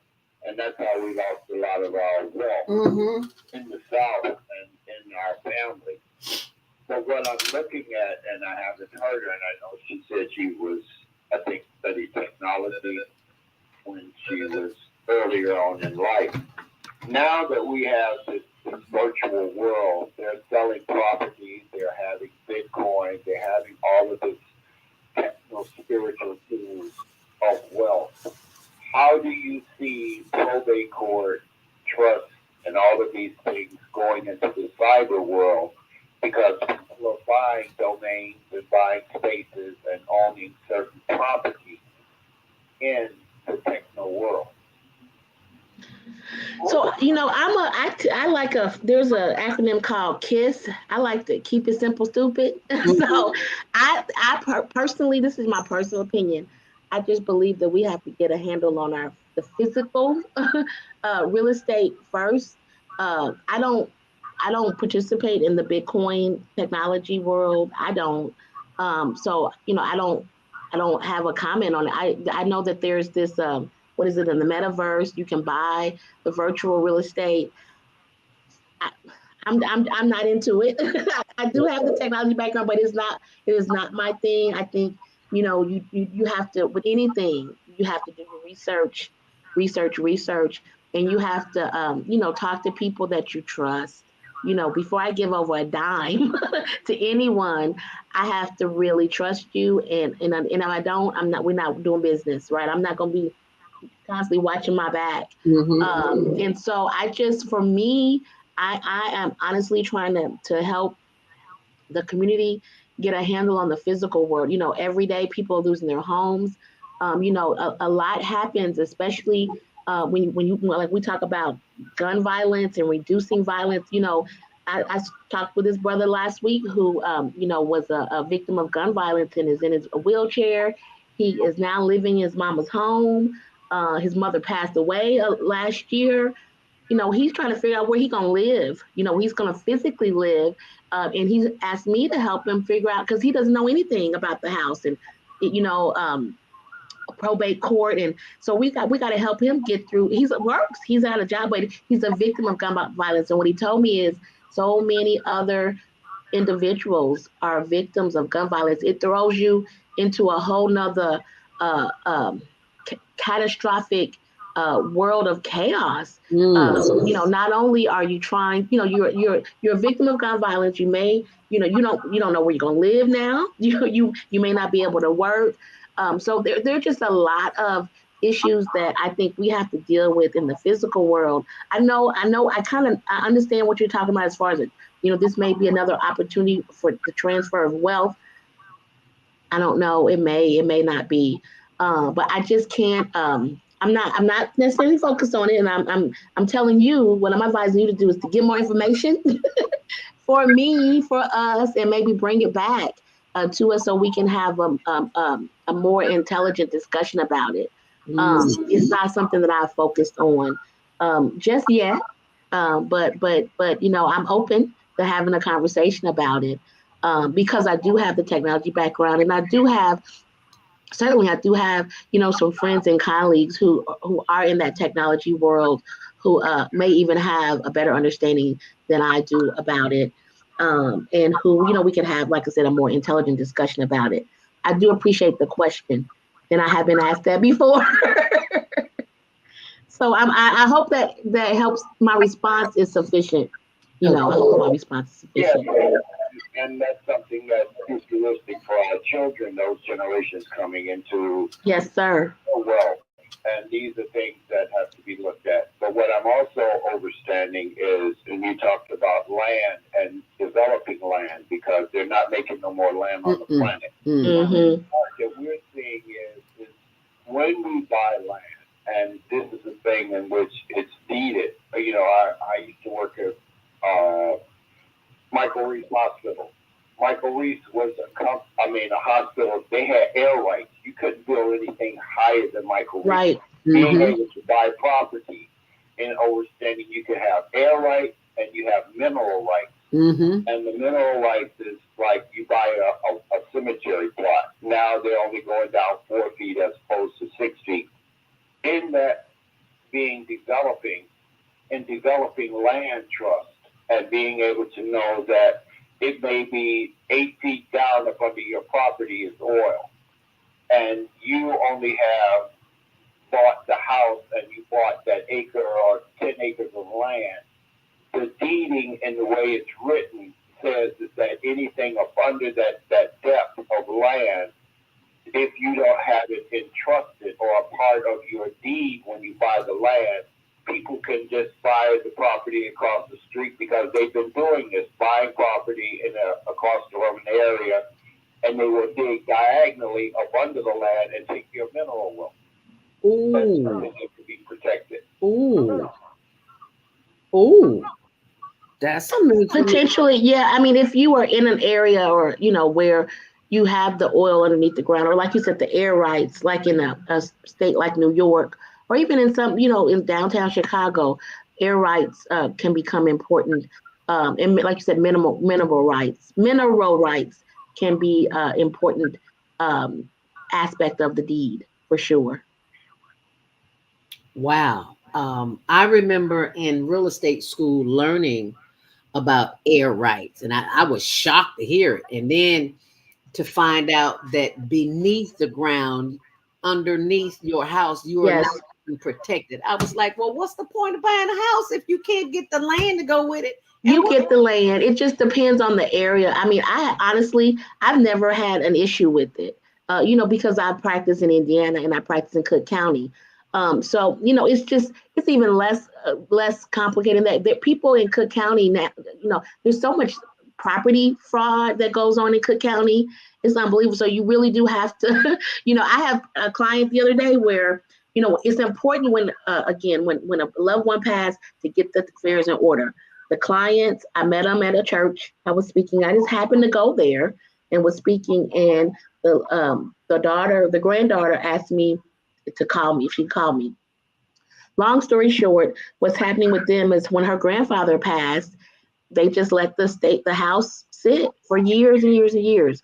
Well, recently, some company decided that they were going to fraudulently take over this home. So what they did was they drafted a quitclaim deed and filed it with the recorder's office downtown and fraudulently forged their grandfather's signature. This is what we came to find out, and put it on file, and then started working on the house and fixing it up. Nobody was living in it. And the only way that she found out, her family found out, was because the housing authority put a fine on the house because they were fixing it up. They were doing some repairs that weren't authorized or weren't in compliance with the local code. And so the housing authority sent notice to the previous property owners, just because that's what they do. And then the family said, wait a minute, we didn't sell this house to this company, right? So the companies, a lot of people do that nowadays. It's fraudulently taking over a home. So the clerk's office has this like property alert system where you can, put your address on file with their department, and anytime the property changes hands or there's a deed put on record with their office, you'll get an alert of what's going on, so that you can be alerted if something is going to your home. But it is super important, right? So that's why I was saying it's even easier than that. You know, there's all kinds of stuff going on with property and real estate, and we really have to know our rights and understand, you know, what we own, for sure, and you know, and become informed. I think that is the theme for this, Zelda Speaks today, is become informed, particularly as it relates to real estate, and the land and the property that you own. So that, you know, it's a conversation that needs to be had with families, and within our community, for sure. Ongoing conversation. Yes. Does that answer Baba for me? Baba Horse? Yeah, I thank her, and she's a wealth of information, and I appreciate that, because we need to have an understanding and how we're now coming into our rights, and a lot of things that we are not privy to in law is very important, because man-made laws and nature's laws are two different. Yes, sir. What we have to begin to understand is how man has created, and some of it is out of order. That's why you have courts, and the judge is saying that you're out of order. Yes. Because there's an order to what God says is law and what man says is law. Right. Makes all the difference. Absolutely. And when you get to court, what man says is law is what runs. Is what runs. Yeah. Or that judge. Or the judge. Here come the judge. Here come the judge. Everybody Right. know. Here come the judge. So some of our callers say, what is she talking about? That's Pig Meat Markham. Y'all don't know nothing about that. We don't know anything about that. But that's an excellent question and comment, Baba Kwame Sunhorse. I'm gonna leave your line open just in case you have any other questions. If you're just joining the conversation this morning, we're speaking with attorney Meredith Hammer, who's running for judge of the Circuit Court of Cook County. Now, we've talked about a lot of things that go on in our world as it relates to property and things of that nature, but why is it so important for, this is a question that I have, for someone to have an attorney at closing for a condo? Someone just sent me a text. You know, they don't think to post it online. They send me a text, but okay. I'll read the text.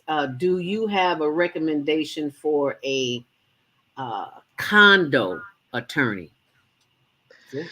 You know, so, you know, in Illinois, traditionally, because not so much in Indiana, but in Illinois, traditionally, attorneys are recommended and really needed on real estate transactions on both sides, the seller as well as the buyer's side.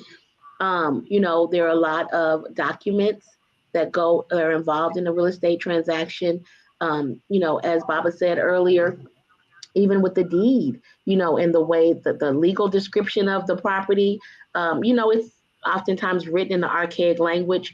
Any kind of liens that are associated with the property, you know, you want to have an experienced attorney, someone who has a legal mind and understands how all of that plays out, and the importance of all of the language and the documents and how they would affect you, whether you're the buyer or seller, in that transaction. You know, I think it's definitely important. I mean, recommendations, I don't know that I necessarily have. I don't know where this is the person texting you from Cook County, you know, or Illinois. You have to find a licensed attorney who's licensed in Illinois in order to hire them in Illinois. And I'm not gonna say me because I'm busy.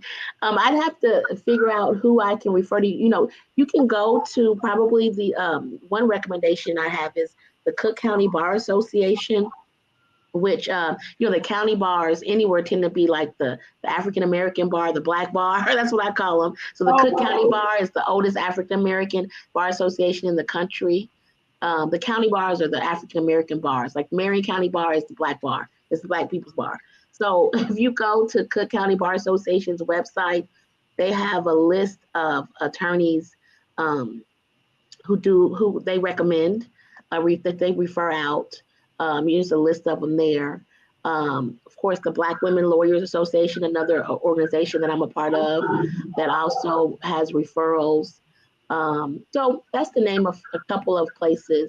Did you say the Black Women Association?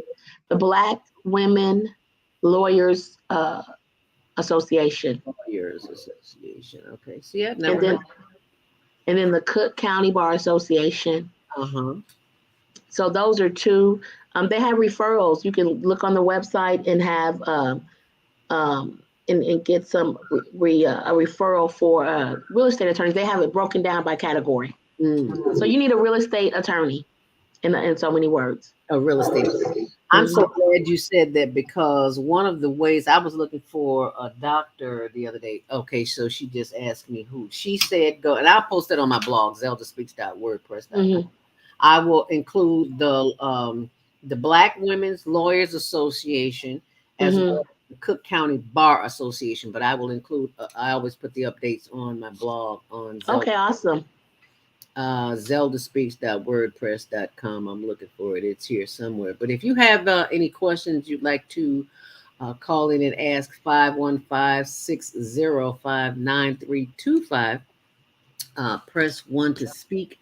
It is 8:29. Let's take our next commercial break, and we will come back and talk a little bit more about that. But right now, I gotta share it again, because we're doing well. We want to share the wealth. We just cannot keep this to ourselves. Absolutely. So you want to make some money, go to KwikClick, because this is where we're making money, and we want to share that with you. So we're gonna take our next break, and we will be right back. Okay, so stay close. Text somebody and tell them that we're putting the hammer down with Meredith Hammer right here because of Circuit Court of Cook County. Stay close. We'll be right back. Welcome to KwikClick, where customers can buy, share, and earn. Meet Sam. Sam owns an e-commerce business that sells athletic shoes and running gear. Sam wants to increase her sales without increasing marketing spend, so she decides to list her products on KwikClick. On KwikClick, her loyal customers can get paid for sharing her products with their friends. Sam uploads her products to the marketplace, just like she would on Amazon or Shopify. Meet Laura. Laura is in the market for a new pair of shoes and comes across Sam's brand on the KwikClick marketplace. Laura is able to purchase the shoes and check out like she would on any other e-commerce site. After purchasing, Laura receives a unique Kwik link that she can share with friends to begin earning Kwik Cash. Her friend Jessica opens Laura's Kwik link on her phone and purchases the pair of shoes. Because Jessica purchases using Laura's Kwik link, Laura receives Kwik Cash in her account. After purchasing, Jessica can now share her own Kwik link and begin earning Kwik Cash as well. But KwikClick is more than just your typical referral or affiliate platform. KwikClick rewards customers for sales they directly and indirectly influence. So, for every sale Jessica's new Kwik link makes, Laura will earn additional Kwik Cash as well, making the potential for earning exponential. Laura and Jessica can transfer their Kwik Cash balance to their bank account at any time, or can even use Kwik Cash to make additional purchases in the app. Meanwhile, Sam can just watch as the sales roll in. Best of all, she doesn't have to worry about costs, since she is only spending marketing dollars when actual purchases are made. Start buying, sharing, and earning today at KwikClick.com.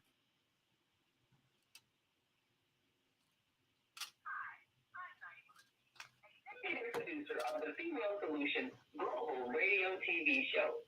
We are a part of the online network of Associated Internet Radio hosts. On Air. On Air empowers you.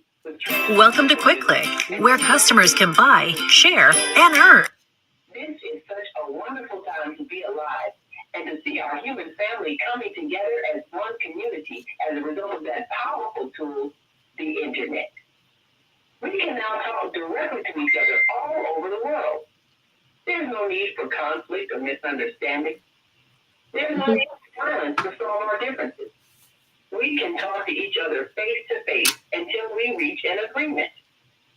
On Air offers a fantastic global guide to communicators from all over the world who are using their internet platforms to inspire us to strive to be our best selves in order to become the kind, compassionate, loving people we were all born to be. Once we do that, we'll see planet Earth transformed into a place of peace. Subscribe to the recommended YouTube channels, Facebook pages, and podcasts created by these Voices of Enlightenment. On Air provides daily news briefs and a weekly magazine to keep you abreast of events and opportunities. On Air news affiliates in television, radio, and print share information, insights, and interviews with notable personalities. Go to OnAirEverywhere.com for a daily dose of uplifting news. We're on air everywhere, online all the time. We're on everywhere, online all the time. And that is the voice of our executive producer, Naima Latif. Welcome to the show, my sister. Yes, well, it's such a pleasure to see my sister, attorney Meredith Hammer. And it's Hello. She's bossing this morning, baby, because you can touch this. Yes. Well, I love it. but you know, it's really a critical thing that we have this conversation, because so many of our issues of poverty have to do with that lack of passing down generational wealth, because we won't talk about death. We won't talk about what's going to happen when I pass away. And I am so grateful that my father, a week before he went into the hospital, he sat down with me and had this great big book of all his papers, insurance papers, documents from the war, everything. And he, said, I went to the veterans funeral with the flag and all that, because that was due me. And he was a World War II veteran.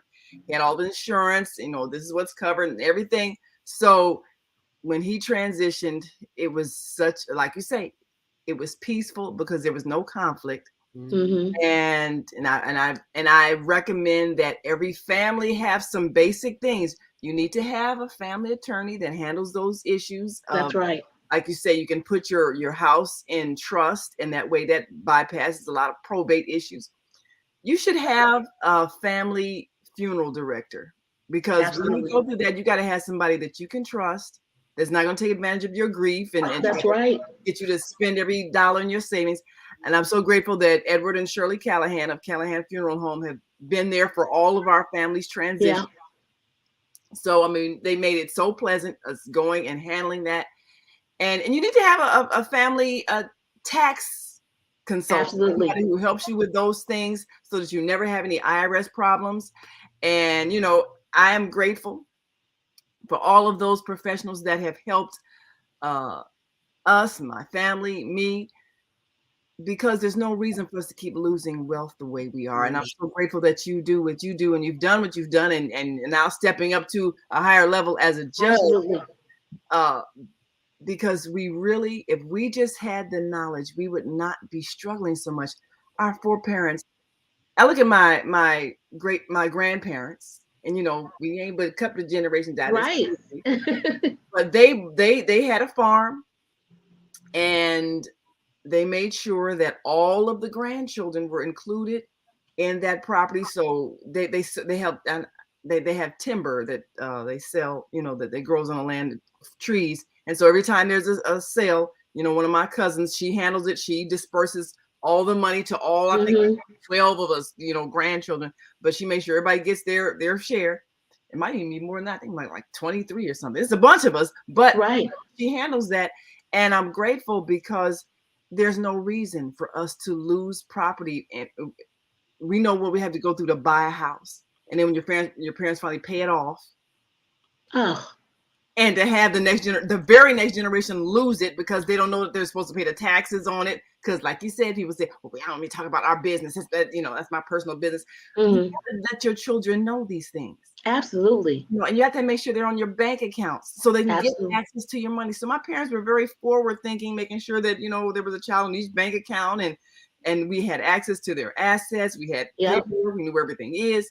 You have to do that while you're young and healthy, because like you said, once you wait till a person either goes into a coma or is mentally unstable, maybe dementia or whatever, you're going to have hell trying to take care of their affairs.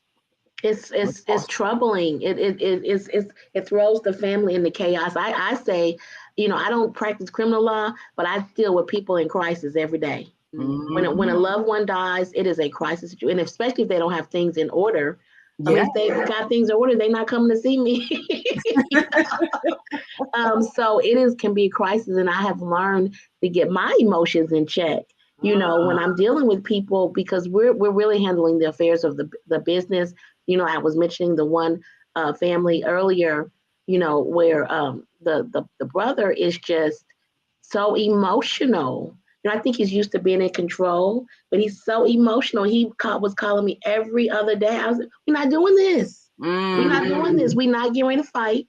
We're not fighting. I said, we're not on my watch. We're not going to fight about this.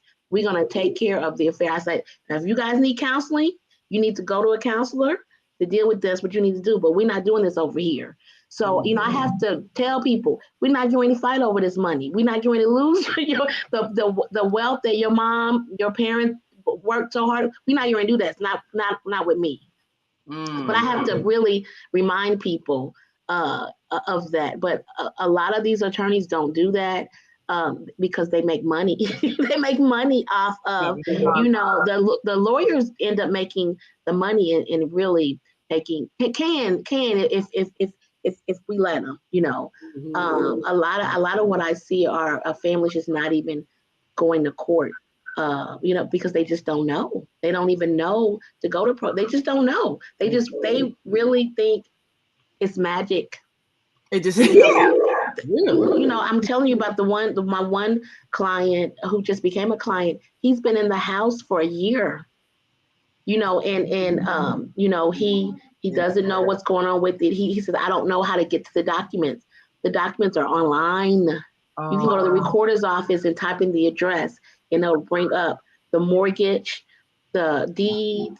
It's online. You can literally go to the county clerk's office if you know the PIN number, but who knows the PIN number, right? To put in the address and do a search. I mean, we were on the line, and I did it, and he was grateful. But he's been dealing with life. He has 2 children, but he's been in the house for a year. I think the mortgage company hasn't done anything about it because of the pandemic and the moratorium on foreclosures. So they haven't done anything. And his mom died a year ago.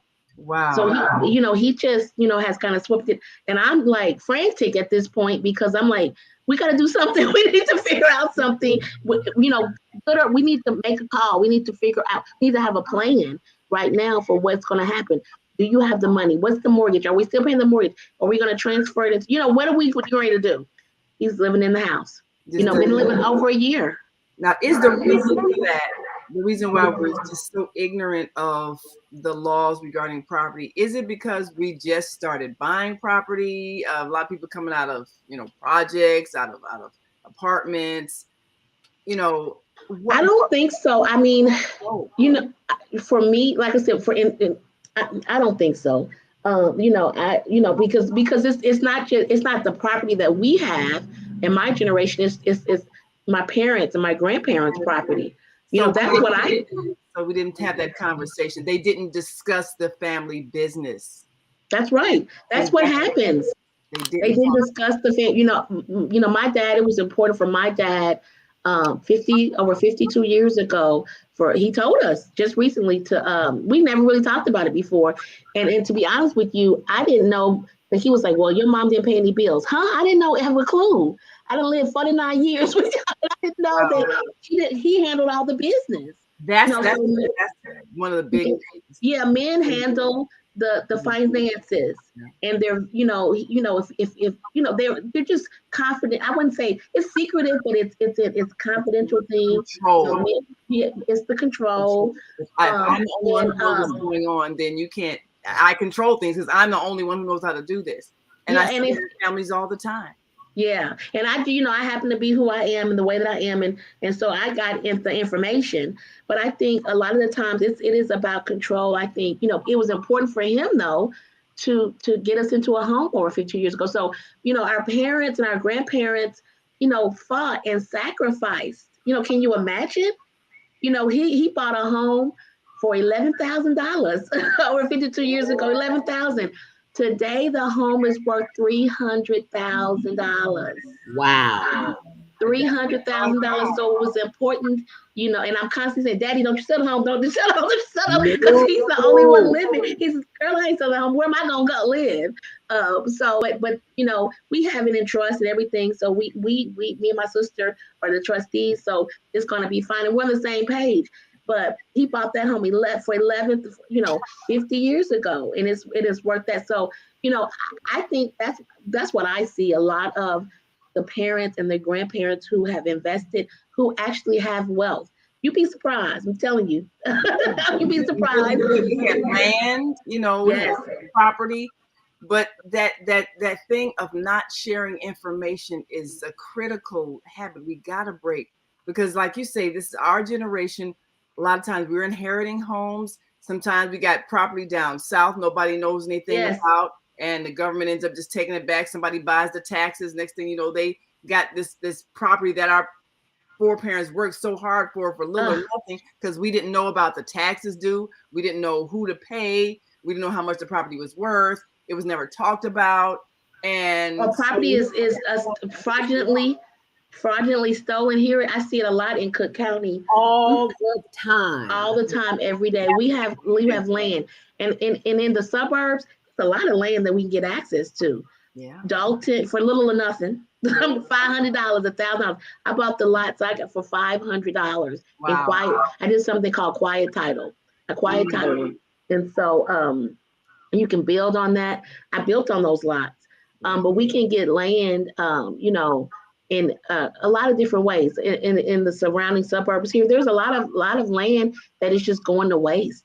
There's a whole nother conversation, and I'm working on that. Please come back and talk about it. Yeah, we need to talk about it, because, like you said, the information, sharing the information, sharing the knowledge, it is super important. I'll say one more thing, and it's related to politics. We have a lot of people running for offices, different offices. I think we need, I'm running for judge. I think we need to collaborate and talk more, even share information with, the first congressional district is on fire with, so many different people running in that race. And it is about, the district is about people in that district, but it's also about people in Chicago and Cook County, Black people, creating wealth, creating job opportunities. Getting access to land, building on the land, it's not that hard, right? It creates job opportunities, giving these people information, the skills. One of the things I did with my project is when we were creating the homes, we had, job training programs and, like the apprenticeship programs where people could learn a trade. To build their own home even. Yeah. Right? And then to sell it. We sold them reasonable and affordable homes. We're still doing it. I've kind of paused it a little bit because it was taxing on me. And I'm running for judge now, but we're going to, I can continue doing that after I become a judge. I'm turning it over to some very trusted partners, business partners of mine. And we're going to do more of that. But I'm saying all that to say, we need to be having these conversations, not just me and you. Everyone can do this, can participate, can be involved in some way. I think, creating opportunities for young people, especially creating jobs for them is a way that I see to help reduce crime and violence, giving opportunities, mental health. We mean mental health care in our communities. This is another whole topic I'm ready to go into, because I'm just a believer in it. I got to come back, because as I'm on the campaign trail, people are asking me, what are you going to do? They ask me about, in your campaign, what are you going to do different as a judge? And then I'm asking them, what are we going to do? Right? Because it's going to take all of. It's a family affair. It's a family affair. It's going to take all of us to save us. And there's so many people running. We got to collaborate. Someone's running for county board president. I think you had Attorney Boykin on last week. What are we doing? The first congressional Congress, state rep. We have so many people who look like us, who are in elected positions and in elected offices, the villages, the mayors. We got some young, vibrant, dynamic. The first candidate I have ever in my life, in all of my 60 plus years, heard any candidate say, we have to come together. We have to. There's no way that we're going to be able to say that. I've never, ever heard anybody say that. Effie Roth, my good friend from Gospel Radio 1390 back in the day, says, good morning, Lady Z. I'm just turning in, but glad you're talking about this because most people don't know or understand financial literacy. She also says, this is good. Enjoying the little Hey, Miss Effie. Hey. Yeah, we gotta come together and see. One of the things about being a judge, it brings power and influence. Yes. So people listen. Deborah Smith is listening too. She says, "Thank you so much for this information." I know. Clients. Listen, I'll give you my number and my email. You can call me. I can't make no promises now because we got 45 days to the election, and I am overwhelmed. And I need to service my clients, well. And so I don't like to take on any more than I can. I don't want anybody to suffer. And I especially me. I believe in self-care.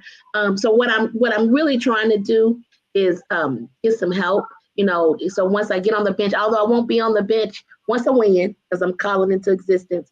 Okay. Once I win, I won't be on the bench until probably December of this year. So I have a few months. So I'm working on trying to transition my clients off to and the new ones that are going to come so that we can continue to help people. I'm working on transitioning them over to trusted attorneys.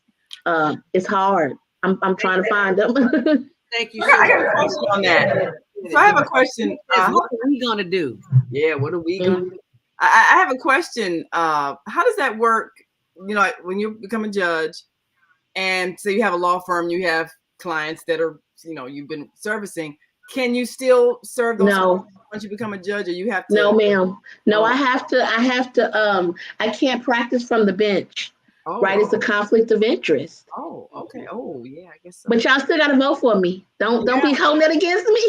We just have to. You got some other associates that you can.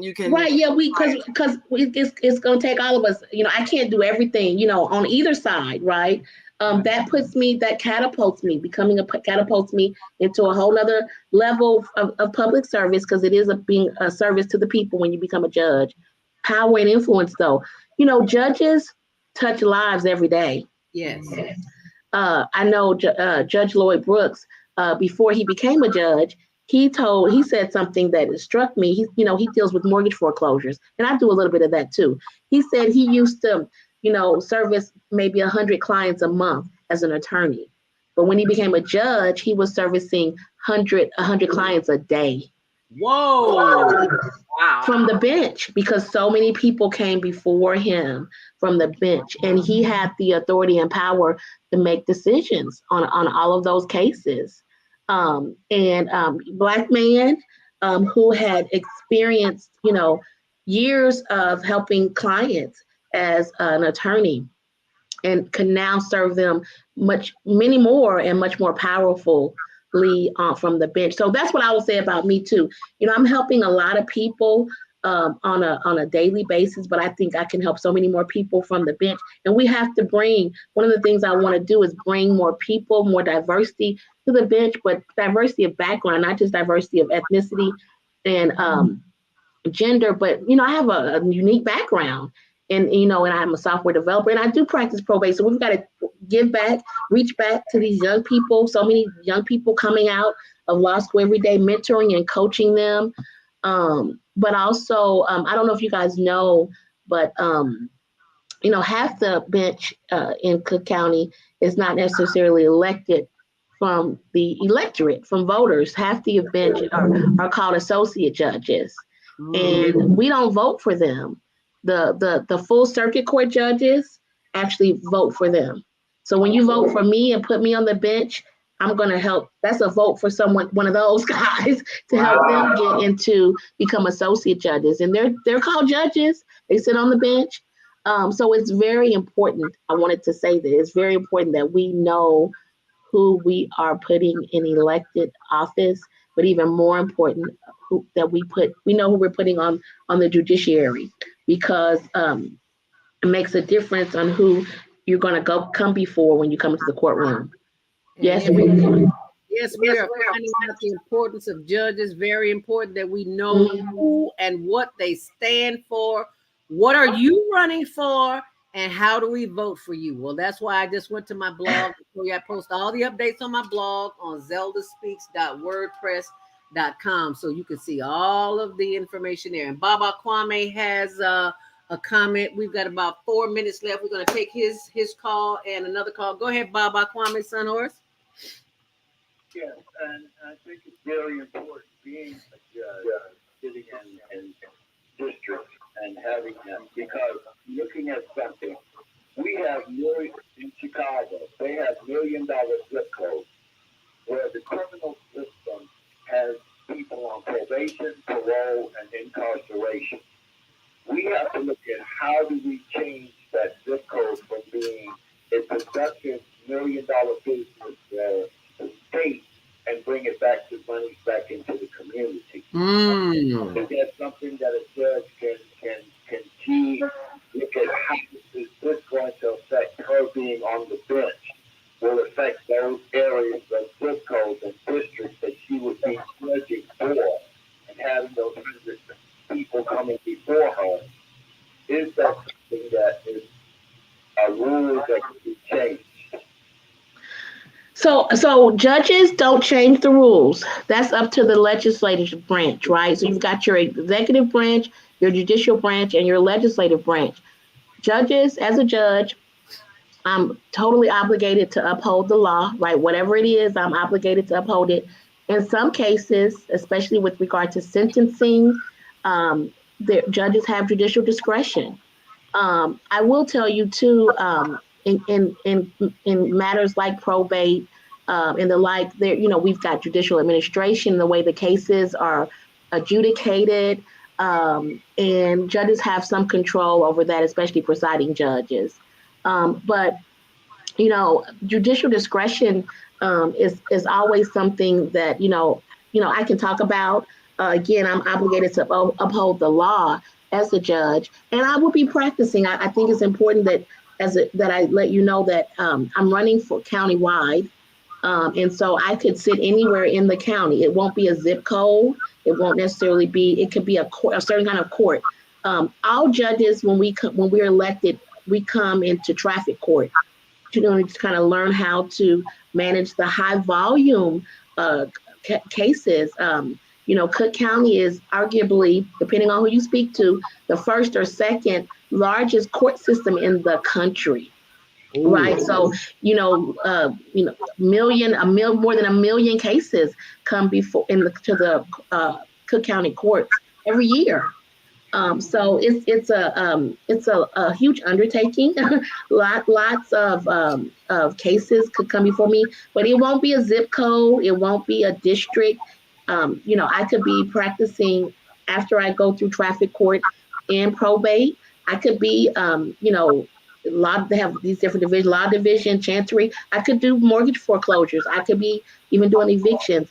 I probably won't be doing criminal cases to start out because I'm not a criminal lawyer. That's not my background. It wouldn't be wise, for me to be thrust into that area. But, as far as affecting or changing laws, that's not something that I would do or judges would do. But I do have some thoughts around, using that judicial discretion and how I would, the sentencing guidelines, or if I ever came to be able to, preside over a case where I was able to use that discretion. I believe in other alternative methods that we could apply. For example, mental health care, rehabilitative services, especially as it relates to young people. And instead of, locking someone up and throwing away the key or even letting them out on probation, I think the judge could use his discretion or her discretion to order what we call wraparound services. And that's where it's a collaboration, with the court systems and like the county, like healthcare, mental health care, rehabilitation. They got to exist though. Those programs have to exist, right? Funding needs to be put towards those types of programs. We've got, opportunity, job creation, whatever job creation programs.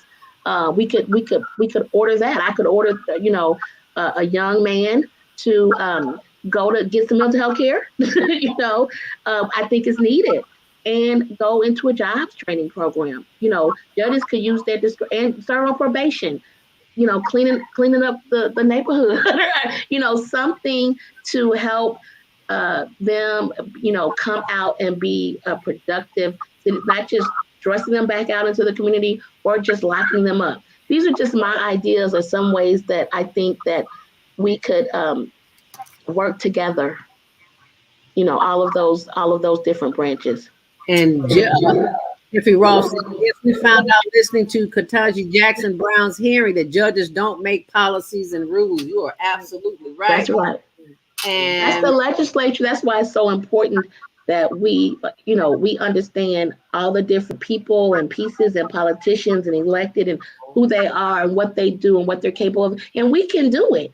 We need to understand that we can understand it, and we can come together, work together, and help ourselves. And we should be empowered to help ourselves, And helping ourselves. It's like 2 minutes to 9, and the after show starts at 9 o'clock. So we know if you have to leave, it's okay. But if you can stay, it's okay too. We got to play this ending because I'm always getting into okay. Listen to the ending if you got to. Thank you. But are you going to stay with us? Sure. Okay, good. Okay, let's play this and then we'll start the after show. Okay. And for those who are listening, press 1 right now because the switchboard cuts off at 9 o'clock. So if you want to make a comment, press 1 right now. On behalf of our team of radio hosts, I'd like to thank all of you who participated in today's discussion. Good show. And to our global listening from all around the world, please say thank you. Mm-hmm. To our family in China, Sheshe. India, Sheshe. Anyaban. Japan, Arigato. Korea, Kamsahamnida. Russia, Spasiba. Germany, Danke. Poland, Dziękuję. France, merci, Merci. Merci. gracias, Gracias. Gracias. grazie, Gracias. Egypt, Yeah. shukran, Shukran. Ghana, Madagascar, Madasi. Nigeria, Eshe. Ashe. Miyabon. Jared, Jaret. Kenya, Asante, Asante. Israel, Toda, Tora. Pakistan, Shukriya, Shukriya. Afghanistan, Tashakur, Tashakur. Saudi Arabia, Shukran, Shukran. Assalamu Assalamu alaikum alaikum wa rahmatullahi wa barakatuh. Mm. And may peace and the mercy of God and God's blessings.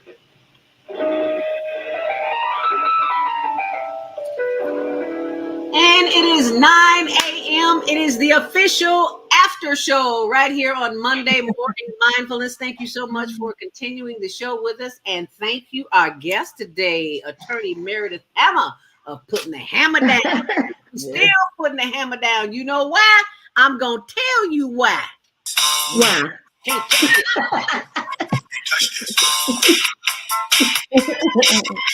Latima. You can't touch Right? Can't touch this. Girl got legal advice. We get legal advice for free. Where do you go and get that on a Monday morning? No, There you go. Yes. self solution. So take it away, Naima, while I run and give me some more tea. Well, now I have a couple of questions, and we're so grateful that you're staying with us because I know a lot of people are wondering, when you inherit property and you got a family that is not in harmony, Mm-hmm. How can a judge help in this situation if you got, you know, all, which happens always, no wills, Mm-hmm. several siblings, some within the marriage, some not in the marriage, within the marriage. You know, this person is a child of the parent from this relationship, but they still want to own part of the inheritance. And because we know our families tend to be a little messy, Mm-hmm. and paperwork. As a Yeah, I judge, think, you know, how do you help that situation when nothing's in writing? You have a lot of blood relatives, property that's owned, but what do you do? And well, you know, I think judges obviously are limited. They can't serve as, we can't serve as I won't be able to serve as your legal counsel. But I think certainly, you know, just little simple things like giving you more time, to giving the family more time to hire an attorney. To, you know, that's what happened in the case I was talking about earlier, um, with the family that I just happened to meet at the church. They were in housing court, with the judge, with a black judge. I will be honest with you, who you know, she did as much as she could to give them time to find me. You know, ultimately it became an opportunity for them to hire me, and so much relief once they did find me, and I was able to file my appearance and get online. But I think that's simple stuff like just giving a family, no, understanding, you know, the issues that you know, we face, especially, you know, the Black community faces, and the challenges that we face, understanding, you know, that having, you know, coming from that background myself, because other, you know, people who don't come from this community just don't understand that perspective, and wouldn't necessarily, you know, use what other methods there may be, whether it's giving you more time, giving you information, and giving you guidance and to go to those certain resources. They just may not even care. So, you know, I always talk about the family that I grew up and the background that I came from, and letting people know that I was well loved, I was cared for, and I care about people. So all people certainly, but I certainly understand the challenges that the Black community faces, and I'm able to, you know, speak to it, depending on the facts. You know, it all depends on the situation, you know, and the facts of any kind of case that comes before me. So it just really kind of depends. But you know, generally speaking, I could just do, like I said, giving families more time, and just providing them with information and guidance, like I did here today. You know, this is the area, this is the organization you go to get some, you know, help, or maybe like even in a mortgage foreclosure case, for example, you know, go meet with the mortgage company, you know, and work something out and settle it, instead of just, you know, here, foreclose on the home, you know, it's done deal. Yeah, get out.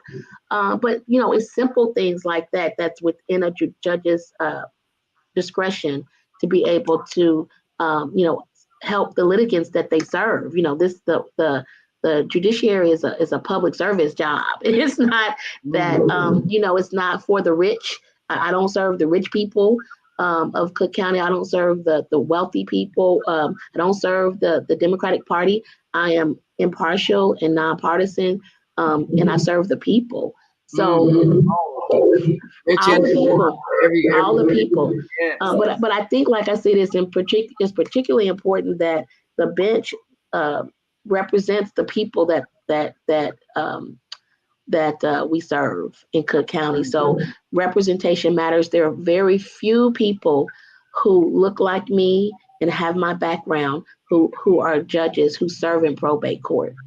I mean, I don't know anybody who in all of these hundreds of judges who look like me. And I was told by 5 or 6 other judges to, you know, please do this. Because I thought, you know, typically state's attorneys and public defenders are run for the judiciary. That's what you'll see. That's who you'll see running. Yeah. No offense to anyone, but we need some diversity of background. Definitely understanding culturally what's going on with us. Now, I where mean, are you on the ballot? Because usually I think the judges are like the last category. So is that we are still the last category, but my punch number is 187.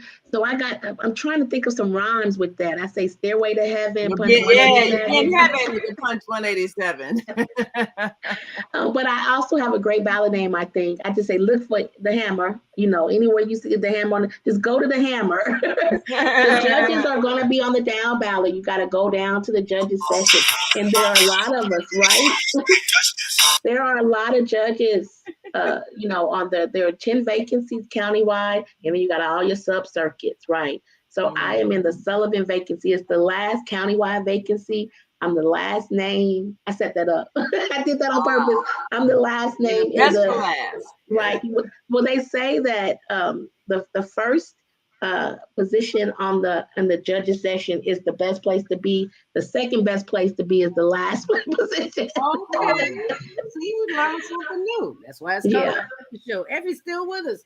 Thank you for staying with us, Effie. Attorney Hammer, what if you're a family beginning to save money and buy land? Do you suggest having an attorney, or is there a way to go about this without? As a so expensive. Well, I mean, you got to know what you're doing, right? In anything, and if you don't have an attorney who knows what they're doing, then you're still going to be run the risk of not doing things properly. I think it's important to have a professional, an attorney when you're buying land. Take your time. You don't have to rush to do anything. And search for a good attorney, vet the attorney, use your gut, you know what I mean, which will guide you, to choose someone you trust, and work with them as you go forward in buying your land. Just continue, build the relationship. Relationships are important. Right. I'm building a lot of relationships on this campaign that are going to be long lasting relationships because we got to work together. So I recommend an attorney, as you're buying land, and as you're saving money to buy land, and hopefully they can even help you with protecting the land and then putting it in a trust or setting things up for your family, or if not them, they can refer you to a trusted resource. So you got to take your time. You got to find someone you can trust. You got to vet them. And do it through. I think that's what I recommend and advise for sure. I think that makes sense. Get somebody that, like you say, a relationship. You need a family attorney. They work with your family. They can advise your family. They can keep you out of trouble. And they're the professional that knows the law. Unless you're gonna study law, it just makes sense to get an attorney. I mean, it's like, if I got a leak in my sink, I could probably go online and try to figure out which wrench to use, but I don't want to do that. I want to just call my plumber who just come over and fix it, because that's what he studied, So get the people who know business. It doesn't have to be complicated. I think a lot of people are online nowadays with their, different ways of, I would say slick ways of coming about into property or acquiring property. It's straightforward. I'm simple. Keep it simple, stupid. Kiss. It doesn't have to be complicated. We're not trying to do anything, out of the ordinary and unique. We want it to be straightforward. We want it to be simple. If it gets to that, all the complicated stuff, that's not the person for me. Right? Yeah. I think Baba wants to make a comment. I know what she's sharing with us is most important, but as an elder, I grew up in Chicago in the 50s and 60s. Washington. The part that I'm seeing is I watch Chicago's gentrification and the changing from the South Side, and especially the South Side, Bronzeville, these areas where people own property, and it was transferred down, and people lost these properties. Now I look at how, even in housing projects that were there. Ivy Wells is gone. These areas Stateway is gone. Yep. allocated to a new generation that want the convenience of being there on the lakefront, being there, having access to certain things that we want to time help build there. And so I'm seeing, as you're running for judge, how do you see this gentrification of the South Side and the impact on those communities now to be changed over? And especially the last time I was there last year, I went up on 35th Street and I went to Winterthur High School. I didn't even know the area. Okay. Because I left there in '93. Mm-hmm. Yeah, it's changed. Yeah, I mean, it is. I live off of 83rd and Yates. I love living over here. I live on the South Shore. I live in South Shore. And, you know, like I said, I'm from Indianapolis. I've seen things change. I'm 52. I've seen things change. They're here, been here for years.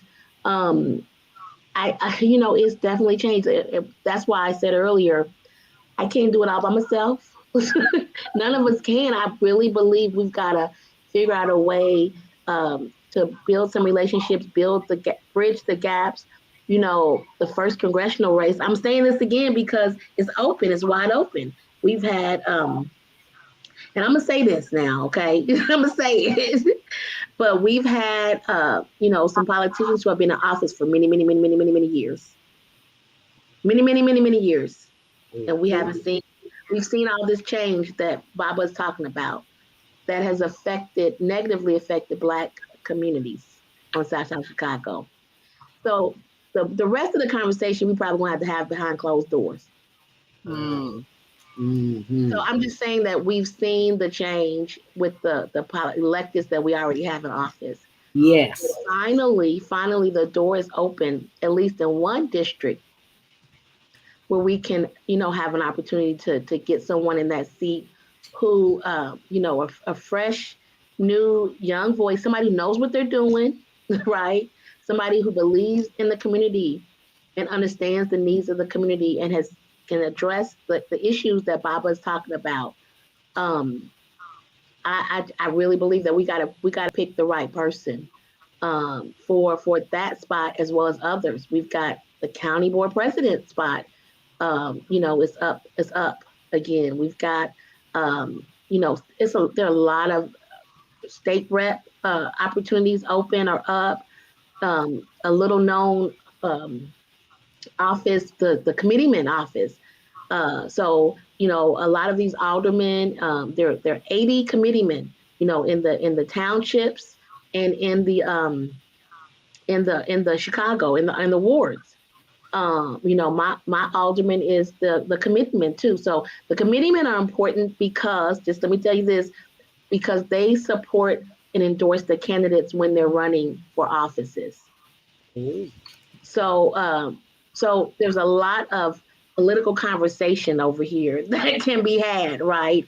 And a lot of connections. And I just believe that, you know, we have to know and understand who we're putting in the office. All these offices, not just the first congressional district, not just my position, not just the county board president, but all these offices, because it affects all of us. We got a lot of Black people running, I know everybody who's running. I made it my business to know everybody who's running because it's important to me, because it's going to affect me and my community. I don't even have any children. I'm not married with no children, but I have cousins. I've got nieces and nephews that live all over Cook. I have friends, people I care about that live all over Cook County. I'm running countywide, but I live in the first sub-circuit. There's a race in the first sub-circuit too for judge. 2 people running. I know both of them. I've made it my business to know. I'm not even in the first congressional district, but guess what? I made it my business to know who's running the first congressional. I know all 17 of them. Wow. Who's running in the first congressional? Just 17 people running. Yeah. Wow. Who's gonna win that race? Yeah. Right?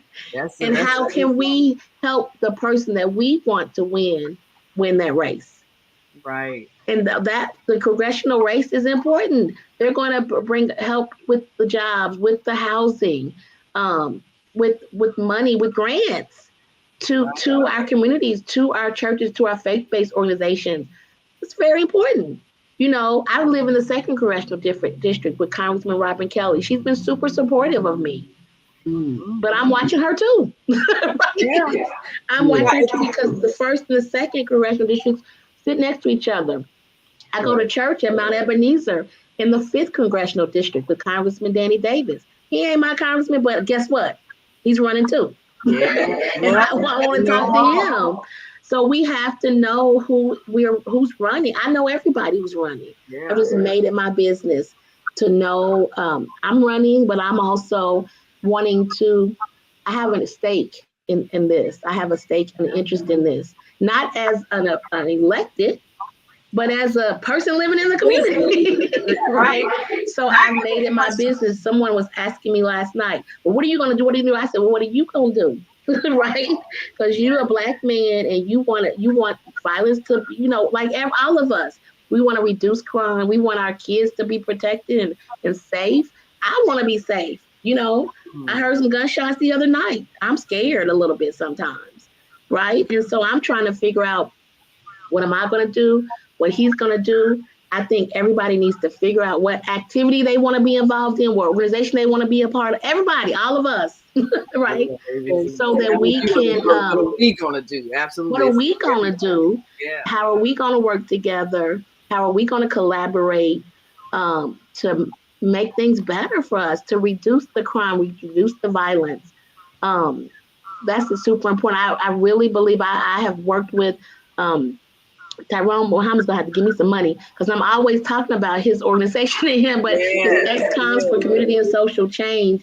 But I jokingly say that, but I have even, been just involved to a certain extent with just hearing their perspective. It's the ex-cons for community and social change. I want to know, what can we do? What can be done?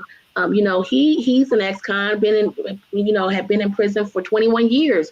Oh yeah. He is. We've he's got the conversation. I'm like, what's happening? How do we deal with these young people, brother? Because I don't know. I've spoken with a young man over there at where they are on Root Street before, and he just, had a conversation with me about how, it didn't start out as anger. Right. He didn't start out being angry. He said he started out being sad. He said I said, what are you sad for? He said, I just got so tired. In my community, I think it was in Maywood. He said the police would harass me every day. I'm just walking down the street and just harass. He said, and it saddened me.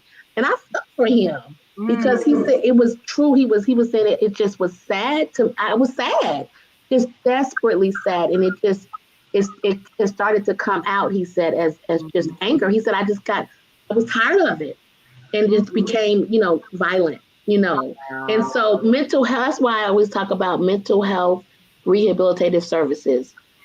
Black people, Black men especially, under attack. You're walking down the street and you're being harassed. Right. I fight every day. I fight every day. Even in the courtroom, I fight. I'm an attorney, but, it's subtle stuff. When the judge is calling me honey or sweetheart. Yeah, you're my husband. I don't think so. So why do you think it's just I honestly don't even know, being out of touch, being innocent, just, women, even not understanding how to deal with the woman, a professional person, because they're so used to dealing with the women in their lives, like you said, as a wife or as a daughter or as something, so they will call me dear. And just thinking that they're being nice and how they treat, but to me, it's a lack of respect. Yeah. Call me attorney. Definitely condescending. Boys Network. Call me attorney. Yeah, that's what it is, and it's just not that's the way that they're dealing with a woman, especially a Black woman. So we have to really, consider that and look at that. And that's in the way that, young people, especially young Black men, are dealt with, every day, by people, by police. I'm not saying all police are bad, obviously, but our young people, I say all people, but our young people especially need some health care, some mental health care up here. Traumatized by constant public humiliation by police officers. That And is police one. officers are traumatized by facing crime. Absolutely. And they start to stereotype, and they live in a state of paranoia that is emotionally and mentally unhealthy, and therefore endangers people because they overreact. That and then you got to look at how a person is raised. You know, what environment were they raised in? You know, like I said, I always say I was raised by, I was well loved. Yeah. So, you know, I'm confident, you know, I mean, a lot of people aren't, you know, they just aren't. And so, you know, they learn different things and how to cope and how to deal with life. And so we know, our communities understand and know that, you know, about the drugs, you know, that have, you know, about the guns that are in our communities. I'm trying to, you know, are there any African-American gun dealers? You know, I mean, why are there so many guns in our communities? How did they get here? You know, how did the drugs get into? So we are, in my opinion, this is my opinion, we're dealing with the consequences of all of that. Yeah, we all of us are. So how do we combat it? How do we deal with it? You have the answer to that. Baba Kwame, you want to speak, and then Naima? Yeah. Baba Kwame? And I thank her for, that's an excellent point that she's bringing up, because even stop and frisk is a mental rape. Ooh. Man stand up against the wall with his legs spread apart, and somebody's going up and down your body searching you. That's assault. It's a violation. A violation. You're being violated publicly. Being violated every day. Right, and you're violating, and that causes trauma. Yes. And what we're looking at is the three things that started, you know, the prison industrial complex is the new slave trade. Yes. The same three things that began it was, we have more liquor stores in our communities, which is liquor that was traded when they began it. Guns were traded in order for them to kill and capture. That is going on in our community. And we're going to wear all the designer clothes that we pick the cotton to make. What we're seeing is a continuation of a trauma of a business that is what the 13th Amendment was written into. And these are the things that we have to begin to look at. How did those three amendments give us something, but it took something and put us back in the place that we were when we were captive? Absolutely. You are right on target. Did you want to address that? No, I agree. Naima? Well, you mentioned being able as a judge to advocate wraparound services, things that really address the issue. We know that there is a lot of mental health that's been inflicted by this society. You know, as Baba Kwame just said, you're regularly traumatized by encounters with police. That when you're traumatized, you need counseling, and you need compassionate counseling, so that it's understood that you have been inflicted with a daily attacks, you know, regular attacks where you have been made to feel violated, and no one's addressing that violation. And so it's just like a rape victim. You know, you are expressing the trauma of an experience where you're made to feel helpless to be able to stop the assault. Absolutely. And how, as a judge, when you look at, there's the assault of economic violence, deprived of basic needs, the attack of law enforcement, and all of these various things. So you're coming into a prison system that further assaults you. But what's really needed is healing of all the pain. So as a judge, how can you assist someone with many of the various services that might include job training? It might include probation where they have to do some community service, maybe with a faith-based organization that can be helpful in their spiritual healing. Is there a way that as a judge that you can recommend this as opposed to, more jail time or, more punitive actions to somebody who's already in pain? Is that possible to do that? Yes, I mean, that's why I was talking about the judicial discretion. It doesn't have to be an either or in that case, where you can apply what's called judicial discretion. You can order those services. It depends on the facts, depends on the case, but certainly, but you have to care, right? You have to care and want to order them. I have seen judges who just don't care. Yeah. They just don't care. They just are going with the status quo. So they just, in my opinion, they just don't care. They couldn't because they are not, doing what I think that they can do and should do. Again, it depends on the facts of the case, but you have to care about taking a look at all of those factors. That's why I call it equitable access. You look at all of those factors, those facts, that evidence that has brought this particular person before you, and you consider them and take into consideration when you're applying a sentence. So you just look at all of that. You take a look at all of those. That's what makes it equitable application or equitable justice. When you take a look at all of those and you actually care about it, care about them and apply. I just call them wraparound services or alternative methods, or additional, sentencing. It's an additional sentence, right? That you would order. You as opposed to just serving. I'm just making this up. 5 years. You say, okay, you got to serve 5 years, and you got to do this. You've got to go while you're serving. You've got to do whatever mental health. I'm making this up. I'm making that 5 years can be actually restorative for them as opposed to restorative in a place where they're being treated badly. That's not going to help. Yeah. Right. Now, one other thing also I wanted to ask about, because I know Robin Kelly is in the 2nd Congressional District, and I'm trying to, determine if she's the representative that is over like the Pembroke, Hoskins Parks area, because we want to do some programs out there with young people, take them out in nature, teach them farming.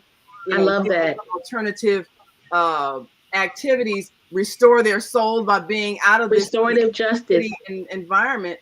And, I want, as you said, we need to all work together. If our goal is to restore, repair, to build, then we can do that. And if her correct congressional district is part of that area, certainly we want to see that happen. What I'd recommend and have some programs, teach young people about growing their own food, teach them the science of agribusiness, agriculture, and give them a sense of empowerment. Have absolutely them learn and express those skills. Home building, like you said, you bought property. We want to have them be able to buy, be part of buying homes, buying structures where they can build their own homes, learn self-sufficiency, learn solar energy, learn green technology, and all these kinds of things that are available. We have available land, and we can show them a different vision of what their lives can be when they are in control of their environment. Yeah, it is empowerment. Like you said, it's all about what I recommend, you can go to online, and I can find that address and send it to Zelda, but the online address website, but you type in your address and you can find out which congressional district you're in. So, and I'm like 6 blocks, because I thought I was in the 1st, but they've done some redistricting. And so I'm actually 6 blocks east of the 1st congressional. I'm in the 2nd. So they've redone some remapping, which is another important topic. The remapping is a hugely important topic. I'm telling you, and it's not even talked about. It's not even talked about. Remapping is super important because potentially can destabilize Black neighborhoods. And that's been going on for a while. Yes.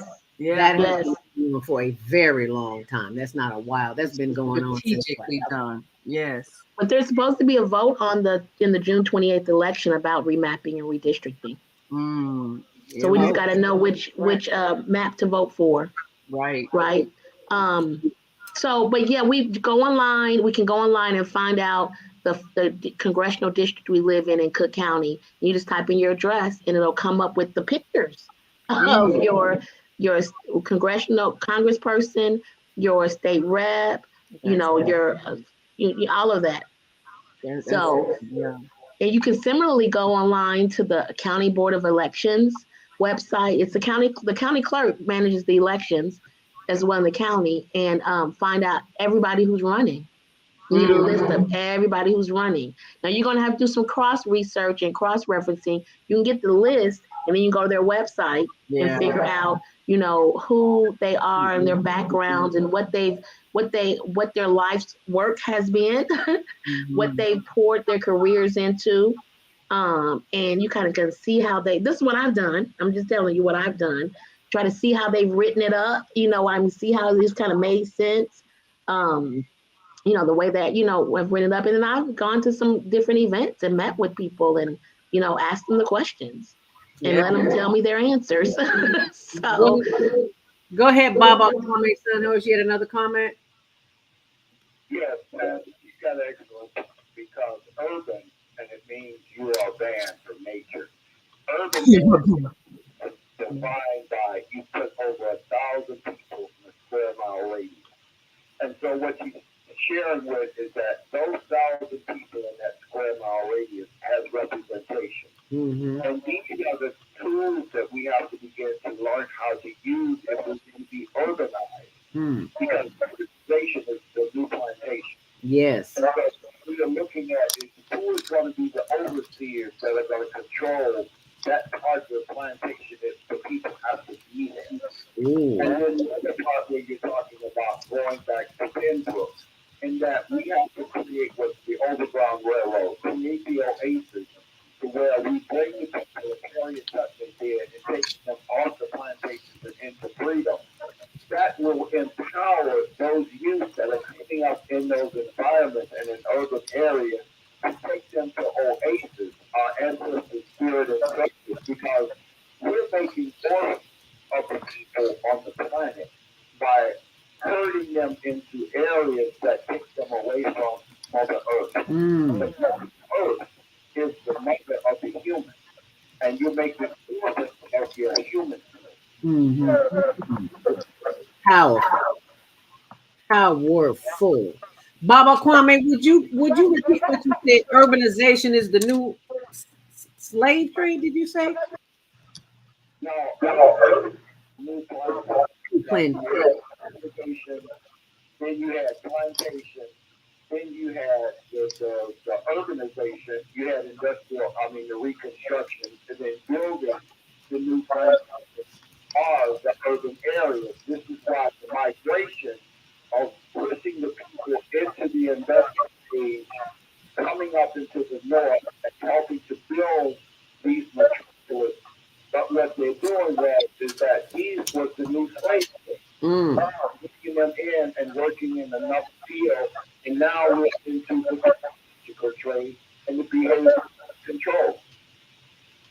Yeah. Well said. Yeah, that's one of the issues that we're seeing across the country when you have people that have been thrust into an unnatural environment like the projects and deprived of some contact with grass and trees, and everything is concrete and steel cages. So it's like an imprisoning environment. It's very unnatural, stacking people on top of each other. So, well, they didn't see us as people, number one.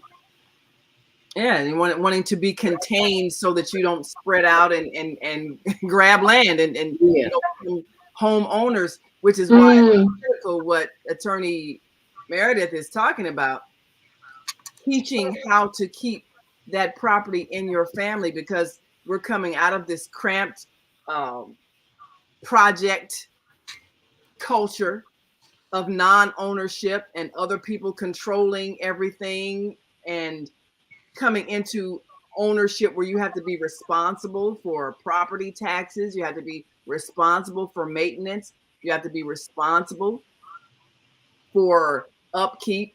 And if you haven't been taught, if your parents don't teach you and have that conversation with you, then when they pass away, all you know is you live in a house. You know, Yep. you don't know anything about the legalities that you're responsible for unless you're taught.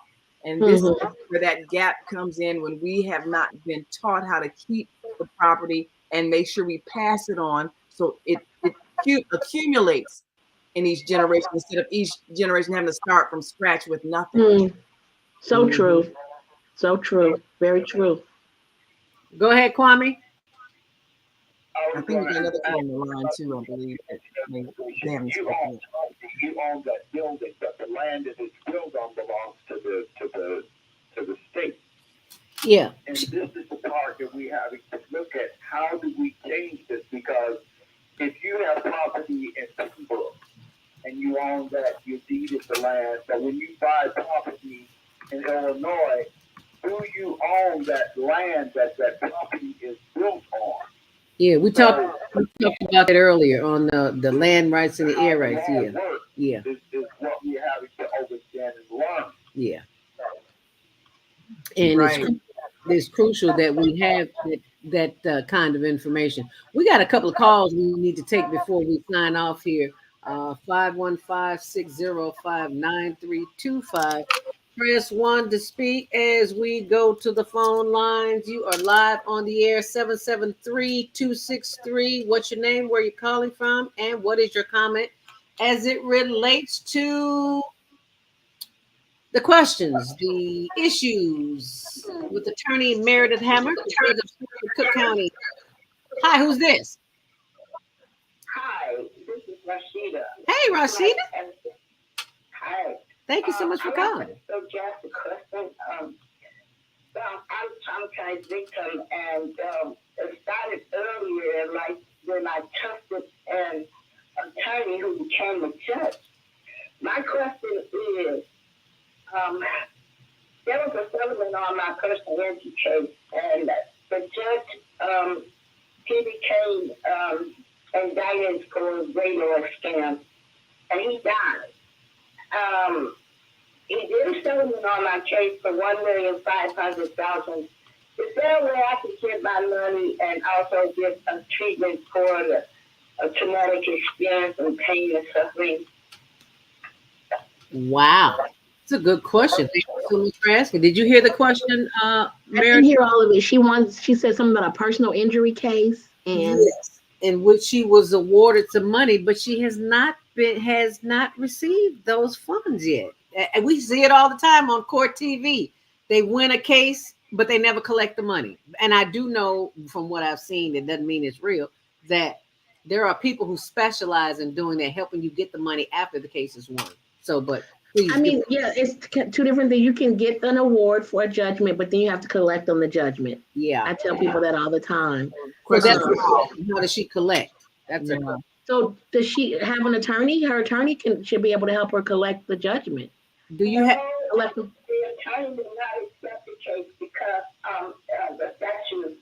Now, as I said, the judge was indicted for great scam. But I didn't know until I did my own research as my doctor that there was a settlement, and he signed it. Judge Boer, in fact. So are you saying, Rashida, let me be sure I understand you. So are you saying that the attorney that you had, you no longer have? Is that correct? The attorney that I had, he became also a judge, and he also became a director of Operation Push. Ellis Reed was his name, but he died. Okay? Oh, so the lawyer died. So when there's a thing called statute of limitations. Statute of limitation. And if you go to another attorney, the attorney will not accept your case because of some type of secret order that they take, etc. I've tried all avenues as I learned. all I want to know is that I asked if possible that the question should be answered. If there's a judge that has been awarded some money and he became a criminal and was indicted. The judge was indicted or the lawyer was indicted? Because I'm not understanding the question. Okay, I'll say it again. The judge that did the settlement and signed off was indicted for Grey Lord scale. Okay, hold on, Rashida. We need to be, because you're breaking up. We need to be, so I want to repeat to her exactly what you're saying. So I need you to speak in small clips. So the direct question is, I'm listening. Yeah, give me the question, because she can't hear you. You keep breaking up. Yeah, well, I think one of the things that she was saying was the judge that I guess under which she was awarded the settlement got indicted in that Grey Lord scam that they had several years ago. Right. And so she lost track of what to do to get the money that was awarded. And any lawyer that she's approached to try to help her has said the statute of limitations has passed. So is there a way to work around that another way so she can get the money that she never received? Well, typically when the statute of limitations, expires, it's expired. That's why they have it. So it's hard to, and it sounds like some attorneys have told her that. So where's the money? If it was awarded to her, but she never got it, someone has it. So how do you recover money? Maybe the state, after so long, a lot of times it just reverts back to the state and the state funds. Honestly, it just revert back. So if it was truly awarded and set aside, it'll transfer over to the state. And if the statute of limitations has expired, I hate to say it, but you may be out of luck. Without knowing all the details of it, I don't know. I'm looking for solutions right now. I'm trying to think of solutions, and I can't offer them based on these facts. I don't know that there is a solution to her dilemma, her problem. Can she hire a lawyer to start a fresh lawsuit? You can always hire a lawyer, but it sounds like she's attempted to do that, and so the lawyers have reviewed, talked to her and reviewed the facts and said that, unfortunately the statute of limitations have expired. They don't want to take it on. It sounds like she tried that, but you can always, continue to look for a lawyer to try to, take on your case. I don't know if you've tried maybe like a legal aid or something like that, where, like Legal Aid of Chicago. I don't know if she's in Chicago, but, maybe Legal Aid or something. Have you tried Legal Aid, Peter? Yes, when there's money damages, Legal Aid does not take your case. Oh. Okay. Attorney Registration and Disciplinary Commission, they did an investigation. And when they did the investigation, the judge that was resigning was a lawyer when I hired him, but he became a judge over the Cook County municipality, and he lied. He said he didn't file my case. So then that judge, I hope you be a good judge, man, but the judges, sometimes people, when it comes to being integrity, most of them are. So I'm going to be blessed to not be like that. But Ellis Reed lied and said he didn't take my case. So I went to Cook County post office and pulled my docket. The interrogatories, the minutes, everything was found. But if you don't have a lot of money, you can't take there's no expertise. So there's no expertise. You don't have a lot of money to make copies and scan over 200 or 300 documents. But they said they didn't have it. So I just took it out to court. I could have gone to jail, but it's not out. I took it out to court and I made copies of all the things and I brought it back to the document. Everything was done. but he lied and said he was investigation. So it's like I'm an emotional detached person, they think. And so he let me handle it, so it was me. So I went to that attorney. The attorney said, we take some kind of oath that they take, but they can't go against the other attorney. So they left me a room with different person, and I couldn't do anything else. I tried all avenues. But the investigation and the interrogatory that was given to the judges were still in state attorney style. It should be in the archive, but I tried everything that I knew and everything I learned. And that's why I tried to ask someone else, because the attorney won't tell me. So maybe a political person is running for office, to be honest. Wow. And that's why I think, because it's painful, to experience lifetime doing the relatively correct. And then you find out that the judge was indicted for grade lowering. Then you look on your jacket, and in the upper left-hand corner of the jacket file, it has the amount of the settlement, and the right-hand corner, it has the check number. So I was thinking perhaps I could, is there a way I could find out who the judge's inheritors are and sue them for my money? Could you? Am I paying something? Is there a way to find out who the judge was on the case? Is that the question?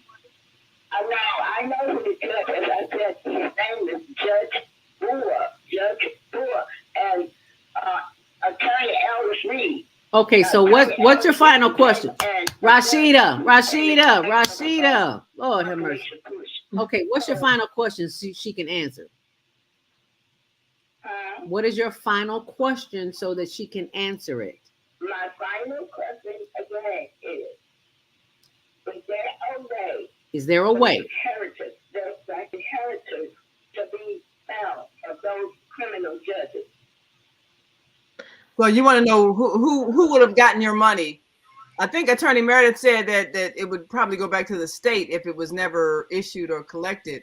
But a lot of times what they do with the settlement, if it was truly ordered, to money paid, it'll be placed in an account, like with the county treasurer or, something like that. It just depends on, exactly where it was. And then if it's not claimed after so many months and years, then, they'll put it into the county fund.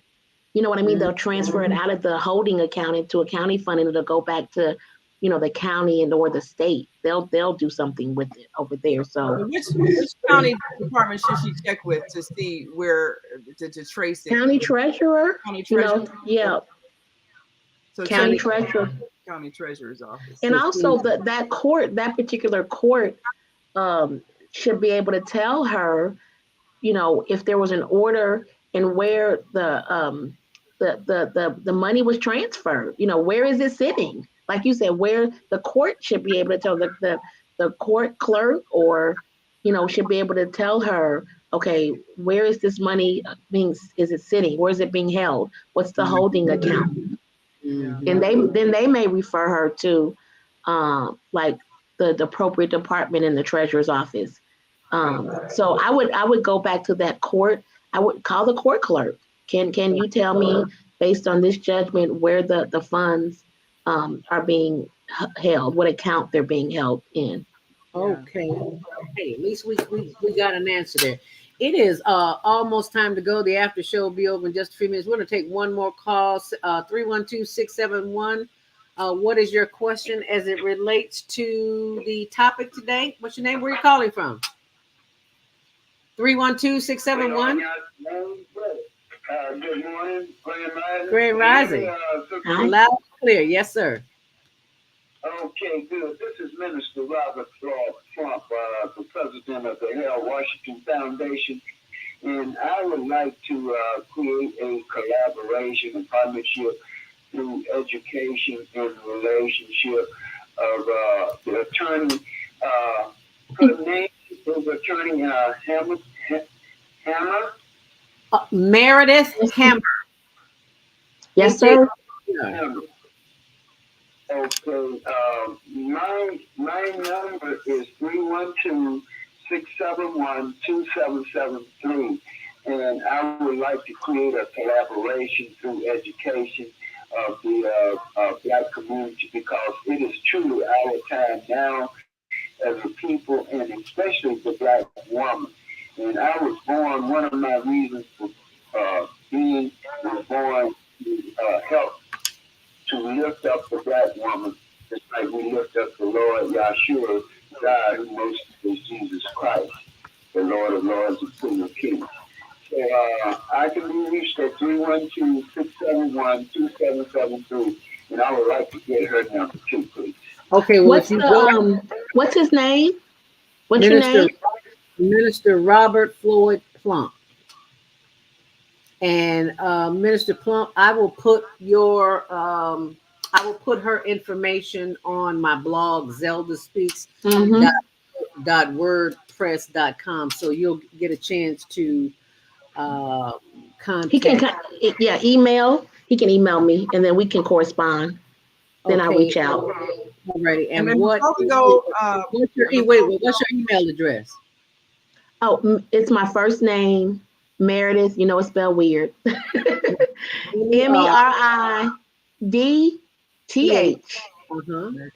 and the @ and then it's the Hammer Legal Group, TheHammer LEGALGROUP.com. Legalgroup.com. So for people who want to get involved in promoting your campaign, or if they've got programs they want you to come to address or groups to address, where do they reach you? Do they reach you at that? So they can go to my website, www.hammerforjudge.com, and they can contact me that way. There's a contact, a little contact button menu. They can contact me there, send me an email.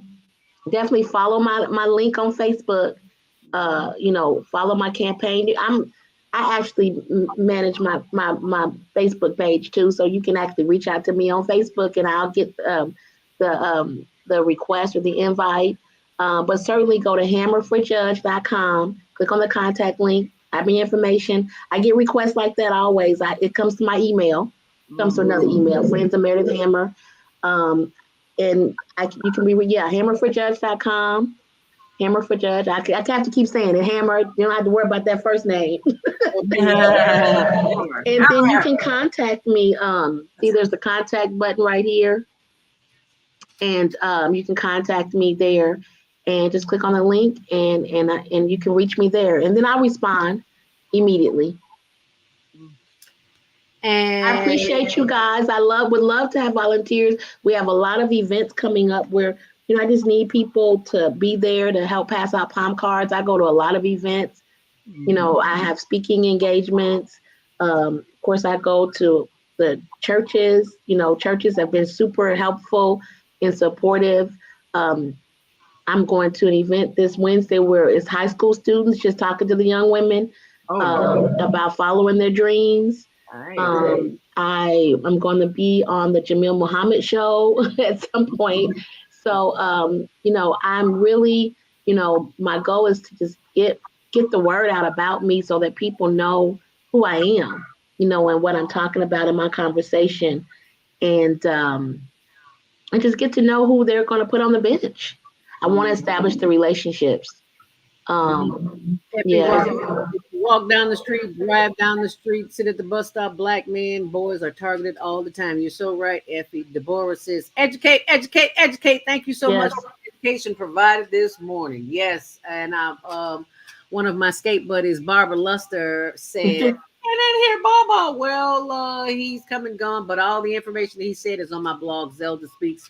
Yes. Blogspot.com. Effie also says that she can go to colleges like Northwestern University or DePaul Law School and see law students can help. Yeah, they are helping me. I have the Black Women Lawyers Association does a great job, and the Bar Association does a great job of connecting the young up and coming law students and lawyers, future lawyers.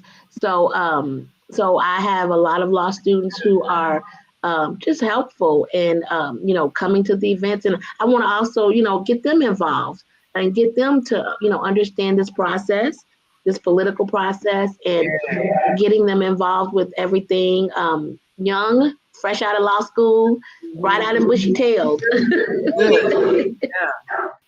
Yeah. So I appreciate it. Yeah, it's great experience for them, especially because they just got through reading all the laws and everything. So now they can see how it actually works. How does the government really work? How does it really work in school? I think it's a great idea for them to be involved with a campaign for judge. Absolutely. Well, I want to thank you, Miss Meredith. You have just been a breath of fresh air. This is way more than we ever anticipated. Nobody's ran for public office and just overwhelmed us with so much information. We can imagine what you do when you get in office if you're doing this just online. I'm sad to hear that, but I'm also glad to hear that I can add value. That's what I strive to do, is just to really add value and just to help people, and just to empower people. I believe that education can do that, and information can, as Naima said. But that's my goal. I'm grateful to you, Naima, and everything you're doing too. Oh yeah, I love that conversation. I'm about nature and empowerment and self-sustaining. Grew some vegetables in my garden out back too. That's how my mama taught me to be.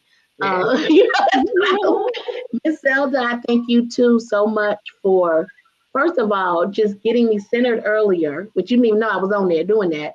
But I was I need this to the breathing. Yeah. And you said the powerful words, I am, is a powerful phrase. I am.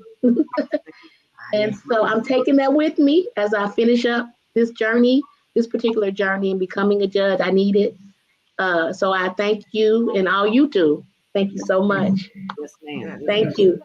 Thank you, Queen Judge. I love it. You're going to make me cry. I can't do it. I got to stop. I got to stop. That's a happy cry. That's a good thing. It's a happy cry. I as you can see, I'm an emotional person. Yeah. But I'm enjoying this journey. And so this is powerful for me. It's powerful for me. Applause from Effie Wall. Thank you, Effie. We appreciate it. And Effie, before we go, put your the date and times you're on the air so I can post them before we go off. Thank you so much. Thank you so much, Queen Judge. We appreciate that. Attorney Meredith Hammer putting the hammer down. And if you know, now you know. How's that? Man. You gonna go out dancing? Thank you. Put the hammer down, girl. We'll see you post. Thank you so very much. Absolutely.